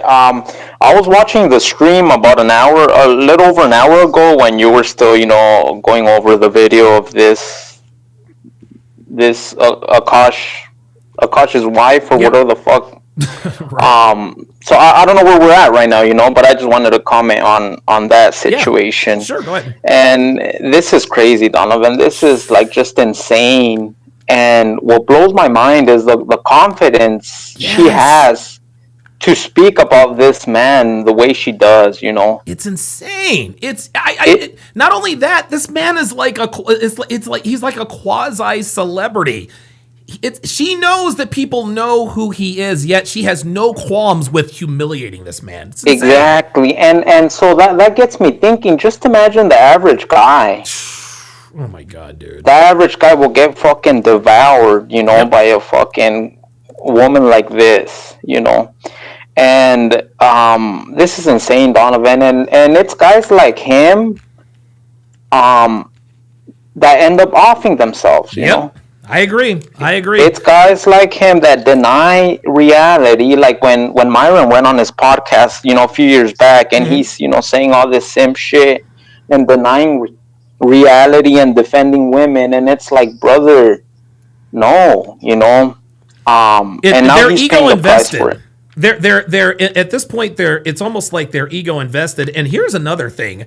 You're actually the second person, obviously you've been listening. A lot of people think that this is going to end very badly for Akaash in terms of self-deletion. And I think another reason for the possible self-deletion is the public shame. Because a lot of people will say, well, he's going to publicly, he's going to off himself because he'll finally, because he'll never know reality. No, I think he could unalive himself because he finally understands the reality. What are your thoughts on that? Oh, absolutely. No, I totally agree. You know, all that weight, you know, falling on him, is gonna, you know, push him to the edge. And yeah, Donovan, it's you know, my mission, you know, ever since I got red pilled a couple years back, is to, you know, plant that seed and, man, you know, kind of give him that reality check of how things really are. And, you know, but how all these creators have said, you know, Myron himself, it's like we can't save everyone. No, you know? They gotta learn the hard way sometimes. They have to learn the hard way, despite what they say about us. Let me get you out of here on this. How long do you think this particular relationship is going to last? Oh, I give it by that. I mean, that's a good question. I don't know. You know, I don't know. I mean, it's gonna last for sure, but my fear is how it's gonna end. You know, in the worst case, you know, we're probably gonna lose this man. I mean, God forbid, you know, but I wouldn't be surprised, unfortunately. I wouldn't be surprised either. I do apologize. I'm all around. I'm having all kinds of technical issues. I've just been told that my phone is at 10%. Thanks for chiming in, man. I appreciate it. All right, give me 2 seconds, guys, because I'm being told that Now I'm being told my continuity camera is almost dead, so now I gotta plug in my phone. There we go. All right. Hopefully my phone doesn't. Hopefully my phone doesn't die. Hopefully my phone doesn't die on me. My mouse, my wireless handheld mouse has died on me. That's never happened. That's never happened before. I don't know why these batteries aren't working. All right, let's go to Level Up Man. LVM, what's going on, brother? What's going on, Donovan? What's going on, Chad? How's everybody doing on this fine Monday? I'm doing really, really good. I am watching. I'm watching Dak Prescott about to go in here and dominate the Raiders. Hey, I'm happy because look, I'm a college guy. LSU won and Bama lost. I'm happy. I call that a successful weekend. That's exactly right. What's on your mind, man? All right, well, my big thing here is this whole situation is exactly why Myron says all the time, before a man gets married, he has to smash 50 chicks. That's right. That's right. This is exactly why. And now we're going to find out. This guy's going to learn this way. Travis Hunter is going to figure that out this way. All these things, we're going to get proven right again every time. Here, we don't know, and I don't know when we're going to find out. We're going to find out eventually because what's probably going to happen is she's going to leave Akaash, and we're probably not going to find out until like 6 months after the divorce is final, and try to get all hush about it so that nobody will come back. It will come back. Right. But it's like this is exactly why this is exactly why the red pill teaches what it teaches. That's right. We get vindicated and it's funny. It's always the guys who are the most smug about it. We have detractors who say, "Well, listen, man, like we don't believe in what you believe in. Not all women are like that." Then you got guys like Hafiz. Then you got guys like Destiny, and then you got guys like Akaash. And all three, at least Travis Hunter is sticking his head in the sand, right? At least he's not out here, well, you guys are, no. Dude, this is why I'm glad this is happening to Akaash, and this is personal for me. Fuck that dude, man. Fuck him. And it's like the ones that kind of just egg it on and just rub it in, these are the ones where you say, look, we need to hold other men accountable. We ain't gonna sit here and fluff up this dude and be, oh, I feel sorry for him. Fuck that noise. Absolutely miss me with that nonsense. Like when somebody comes and starts talking shit about people and then it comes back and bites them in the ass, yeah, let's point and laugh at them. Hell yeah. They need that. Listen, this is part of men.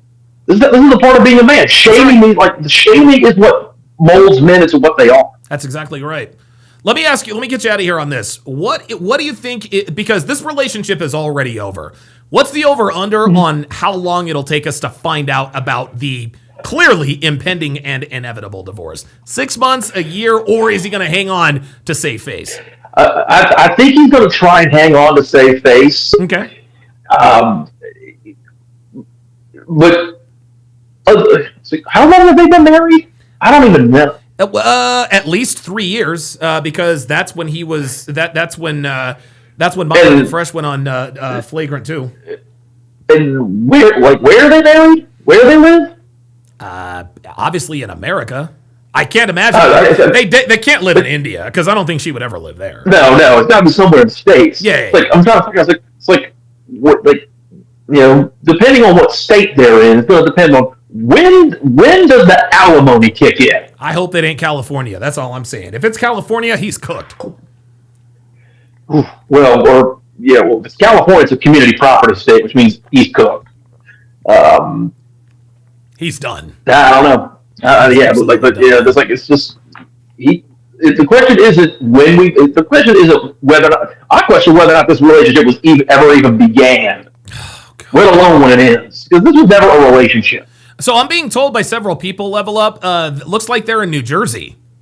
Looks like they're in, I'm being told that they live in New Jersey. Everybody says that Akaash and his woman live in New Jersey. Oh, wow. Okay, so I don't know. Well, actually, where you get married isn't really so much the issue. It's where you are living when a divorce happens. You are not lying. Oh, my God. That's where it is. So if you can get married anywhere, you can get married anywhere. It don't matter where. Sure. The question is, but if you move to a common law state, guess what? You're under their law. You're screwed. If you live, you can live in some place where it's like Sharia law, and you move to California. Guess what? That's a community property state. There it is. So that's where it's all bold. It's not the law doesn't apply where you get married. It's where the divorce happens. I learned this the hard way. Well, at least my dad did. Well, right. We all learn eventually. Thanks for chiming in, Level Up, man. I got other callers, but thanks for chiming in. I appreciate it. Till next time, Jack. Yes, sir. Level Up, man, in the house. All right, we're gonna go to Nate Higgers and then Emmett Trill. Nate, what's going on, brother? What's on your mind? Hey, Donovan. Thanks for taking the call. Hey, you know what? I feel terrible for this guy because you're right. He should have seen it coming, and he was so what's the word I'm looking for? He was extremely naive and ignorant with women. Yes. And it's really sad. But if he does this correctly, look, there's a lot of this stuff happens to a lot of men, and you know this, Donovan, like we all do. The only difference is he's loaded. Yes. He has enough money. He has enough money to come back. There's men, and this happens to, like one of your other callers said, they commit suicide. Yep. They become alcoholics. Yep. They become junkies. Yep. They don't want to work anymore. Right. They just stop getting motivated. Yeah, they just hate women, Dude, listen, and I don't talk about this. I don't talk about this often, but anytime, and I'm sure you probably know and understand this too. Nothing defeats a man. This is why Jay-Z had the song, if you're having girl problems, I feel bad for you, son. I got 99 problems, but a bitch ain't one. If a man is in a relationship where a woman is fucking with him, breaking his heart, has broken his heart, has done things in the past, it changes a man. Just like you said, it saps his motivation. A lot of men turn to drinking to sort of cope with the pain. Few things in this world, Nate, destroys a man like a woman a man truly loves and cares about doing him wrong. And this is why a lot of my callers are saying, hey, look, man, when the shit hits the fan, Akaash might not be with us any longer. What are your thoughts there? Because Akaash is the type of dude who is so naive, he's not going to know what to do. He's going to want to swallow a 38. Right. I don't think so. He's too high value, and I don't mean as in red pill high value. Sure. I mean value in life. Sure. He has too many managers. He has too many accountants. He has too many shows. He has so many people that he's responsible for him to just end himself like that. Okay. I'm not saying that he can't. I'm just saying the possibilities are very, very low, right? Okay. And but in reality, his comedy's going to change. Yep. His outlook is going to change. It's got to. His entire world is going to flip a 180. His comedy tours are going to be like, it's going to include more women shit, it's going to include more women stuff, even though he's going to alienate a gigantic portion of his audience. That's right, because now he knows the truth. This is interesting. Let me get your thoughts on this, Nate. Official Kid Robot says the only way out is to make jokes about it on stage. I happen to agree with that. If the only way Akaash can quote unquote survive this is, listen, he's going to have to get a divorce and then it'll be like, hey, look, man, I got red pilled. My woman was a hoe. I didn't think she was a hoe. What are your thoughts on that? I think he needs more bodies under him to harden up. There's a lot of men that just don't like women for 2, 3, 4, or 5 years after the fact. Yeah. Absolutely. And it's an old saying: in order to get over somebody, you need to get under them, or get under somebody else. That's exactly right. I just don't know. And plus, he's a walking target. He has money. He's famous. He's famous, and the world knows he has a body count of exactly 1. Right. That's insane. That's a double-edged sword wherever he goes. I really think he needs to join your camp. He needs to be with you and Myron. I think he absolutely does. But if he ever reaches out to me, I'm going to tell him to fuck off.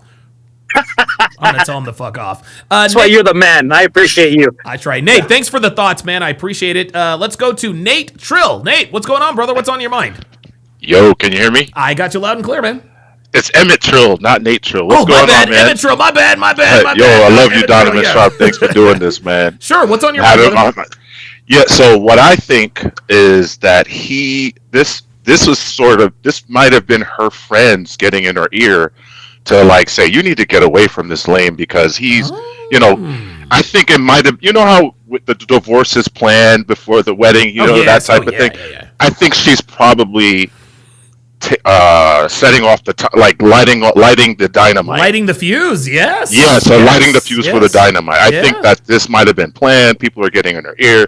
She was smart enough to hide her bodies from him, and now all of a sudden she's putting it on Front Street. That seems a little crazy to me. And you want to know why she's putting it on Front Street is because she now knows she has leverage. She is literally in front of him talking about wanting to have a threesome with a man who allegedly has a 10-inch cock. That is a woman who is not afraid. That's an easy L. Like, he should just, I really think that he needs to just take his losses, he's going to be able to make that money back. Sure. I think if he comes back with a certain frame, he can, like the previous caller said, he can turn it into comedy, turn it into a story that he can benefit from and monetize. But if he really falls for it and like tries to keep her, I think that's going to lead to the what do they call the harakami or whatever they call that? I know what you're talking about, but it's hard. The self-deletion. So. Also, I saw that Abba and Preach apparently put out a video defending him. So, of course. Dude, please tell me that's... But anyway, Don, I just want to chime in real quick, man. I love your stuff, man. Absolutely, keep doing your brother. thing. Thanks for chiming in, man. And I hope to God you are kidding. I hope to God you are kidding about that. Oh my, dude, that would be the biggest L in fucking history. Oh my God. Oh my God. Oh my God. Oh my God. Oh my God. Jethro Raffro with the $5 super chat says, I predict they'll stick together. They seem like one of those couples, especially since it was his first girl. My friend is one of those guys. He's 38. Harakiri. Yeah, that's. I kind of figured that's what it was. Dana, I think this is Dana Gonzalez says, "Are we betting on the time of the divorce or the time where she makes an OF account?" Yeah, right. Somebody in the chat, I forgot who it was, says, "Guarantee you she'll end up on No Jumper." Yeah, she probably will. She might even be in one of the videos with Nina the Plug, since she wants a fucking threesome so goddamn bad. And the fact that she's angling for an orgy means that she's been involved in an orgy. See, that's where this little nugget gets away. Oh my God, I can't believe she suggested that she wants it. Okay, that's bad in and of itself. The fact that she so openly and flippantly talks about having sex with multiple people in the same day in the same room means that she has previous experience. Oh my God. Absolutely ran through. Absolutely ran through, man. Insane. Oh, looks like my pull-up. Oh, where's my pull-up studio? Oh, looks like the pull-up studio. I guess I have I guess I've got a time limit. I guess that's a time limit. Okay, let me Fresh on Air says, can we watch that? Oh, I've already forgotten what I said. What are you asking to watch? Maybe.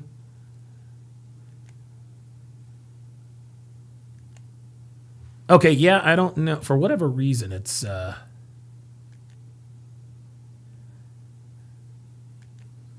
Tag Team Tammy. Yeah, guys, this is a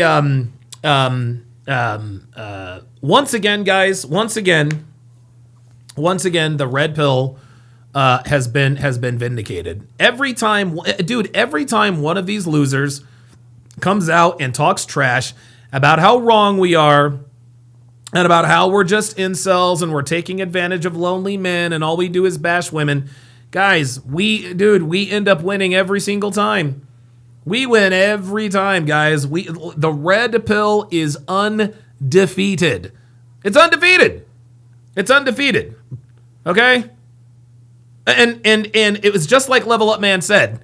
We're gonna continue to rack up W's because we've been me personally, I've been talking about this stuff for 10 years. And I've been in this space long enough to remember, how can I put this? I've been in this space long enough to remember when we were putting this stuff out in the ethos. I remember thinking to myself, like, when are we going to start hearing stories that we're right about this stuff? Right? Like, we talked dude, it was me, Roosh, everybody, Rolo, all that. But now that we have more and more female influencers and more, thanks to TikTok, female nature is on full display. It's on full display. The red pill is undefeated. It is undefeated.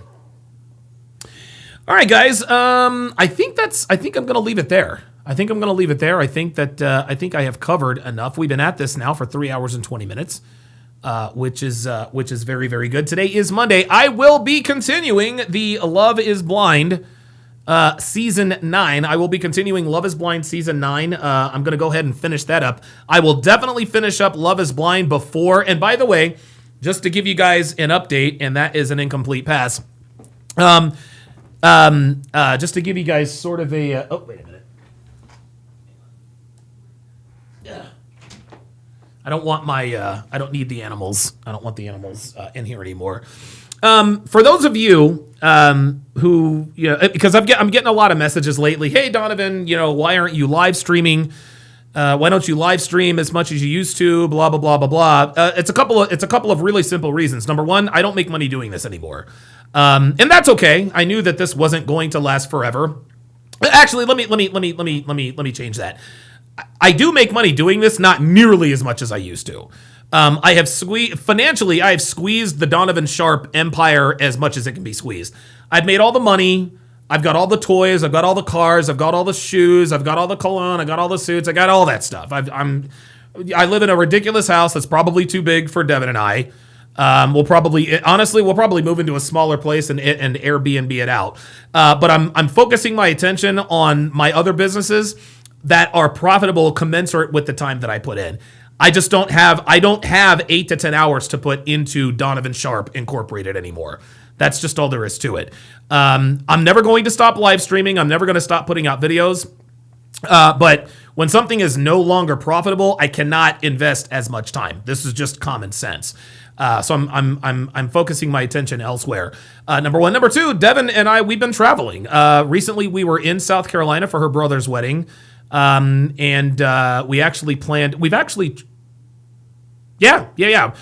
were in South Carolina a week and a half ago for her brother's wedding. We have a bunch of trips coming up. We're actually going to be doing a cruise here pretty soon. And the reason why I will not be around this weekend is because the lovely and talented Devin and I will be in Las Vegas for the Las Vegas Grand Prix. That is exactly right. Devin, the lovely and talented Devin, is taking your boy back to Vegas where it all started. We will be smack dab in the middle of Vegas for the Las Vegas Grand Prix. We are both huge F1 fans. We eat, sleep, and breathe this stuff. And the interesting thing is this was on our bucket list. And I feel very fortunate to be in the financial position to be able to get something off of my bucket list at the young age of 48. It is going to be absolutely surreal to be down there. I cannot wait. That's the second thing. The third thing is we have family in town. We've got a couple of members from my family in town, a couple of members from Devin's family in town. We're thinking Olivia is still in New Jersey. We're thinking about bringing her out here for the holiday season. So we've got a lot of that going on. But you guys know me, I'll post stuff on Instagram, but I'm not a lifestyle influencer. Every once in a while I'll post if I happen to have my phone out or if I take a picture, I'll let you guys know. I'll let you guys know, hey, just like you saw on Instagram, hey, we're in South Carolina, blah, blah, blah, blah, blah. Sometimes I'll post, but I'm not the guy who's going to be posting stuff. Okay, we're getting on the plane. All right, we're watching this. Okay, we just landed. That's not what I do. Okay, that's I'm not a lifestyle influencer. I live a great life. I don't need to prove anything to anybody. It is what it is. If I happen to have my phone out or I think it's important, yeah, I'll pull up my phone, take a selfie. Hey, Devin and I are in Las Vegas, or hey, we're on a cruise, or hey, we're doing this or we're doing that. I do have to, and you guys know I'm open and honest with you, but by the same token, there are certain things I just want to keep to myself. I don't have to share you guys don't. Yeah, and listen, I love you guys, but not everybody needs to know where you are all the time. It is what it is, man. You know what I mean? Like every once in a while, I'll post a picture of me chilling with my dog or on the barbecue grill, whatever the case may be. I'm not the guy that pulls out his phone and films everything. So and listen, I'll snap a couple of snapshots from the Las Vegas Grand Prix, but I'm not going to be the guy. All right, guys, I'm here at turn 11. No, that's not what I do. So yeah, just look forward to that. Listen, I'll try to put stuff out, but I'm going to be too busy living in the moment. Celestial 2 says he'll be at F1 too. Okay, very good. Kevin Murray says, Donovan, were you at an Eagles game a few weeks ago? No, I was not. So those are the reasons. Those are the reasons why I have been noticeably absent lately. Health is good. I feel great, etc., etc. Things are going well. Just we're ramping up for the holidays. Here's another reason. I actually have to fly out to New Jersey. And guys, I have been so busy. It was such an undertaking moving out here. Number one, the moving company that we hired tried to price gouge us, so we ended up having to rent a U-Haul at the last minute, and we couldn't get all of our stuff in the U-Haul, so we put it all in our storage unit. That was a year. That was a year and some change ago. So now I got to fly out to New Jersey. I got to load up all my stuff, in this pod. Then I have to have it shipped back here. It's got all of my gym equipment in there, so looking forward to that. Almost Stuff 4725 says, when is the Hard R podcast coming back? The Hard R podcast is coming back next week. So the Hard R podcast will be coming back next week. Certainly looking forward to that. And the Hard R podcast will be a separate podcast from TSR Live because I think there are two different audiences there too. But just so you guys understand, you guys don't have to worry about me. Dude, life is good. The fridge is full. You know what I mean? We bought our Thanksgiving turkey yesterday. We put it in the freezer. We're looking forward to that. We're going to do a Thanksgiving with family and friends. So we're going to do a bit of a Friendsgiving. A lot of planning involved. We got a lot of running around to do. We just got Fernand. I mean, it's just, yeah. So it's been pretty crazy. But the reason why I just haven't been, the reason why I haven't been around lately is because I've just been too busy living life, guys. I've been living life. I'm very, very thankful. I'm very, very blessed, and I feel very fortunate for the life that being a content creator has afforded me. And so I'm never going to stop giving back because I say this all the time. You guys have done a lot more for me than I have done for you. And I know a lot of you guys will disagree, but I'm telling you, I would not be living the lifestyle that I live if not for you guys. And I will never, ever forget that. So just because I no longer make the kind of money that I make doing this does not mean I'm just going to stop doing what I'm doing. So once I get things a little bit more settled, once my time management skills get a little bit better, I will be back on the regular schedule. You guys will see me a little bit more frequently. I'm going to start doing podcast collaborations. I'm going to try to get down to Miami about once a month. I'm still good for, dude, Pearl wants me to go down to, she wants me to go down to Dallas and do a collaboration with her. So you guys are going to be seeing me on different podcasts and everything, but it's just a busy time of year. And, I'm living my life and I'm enjoying the fruits of my labor. That's why you guys haven't seen me, but, I feel like I owe you guys, for the lifestyle that you guys, that you guys have afforded to me. It really humbles me that even though you guys know that I have more money and more fans than the average man, you guys are still generous. It's incredible. It really is. It's been a hell of a ride. Oh wow, George W. Bush is going to be on the Manning cast. Oh boy, guess we're getting all political here. That is going to do it for this, the 1,203rd edition of TSR. Oh, wait a minute. Oh, never mind. Hold on. Where's my... Oh, shit. I don't have my ending. I got to put that on the board.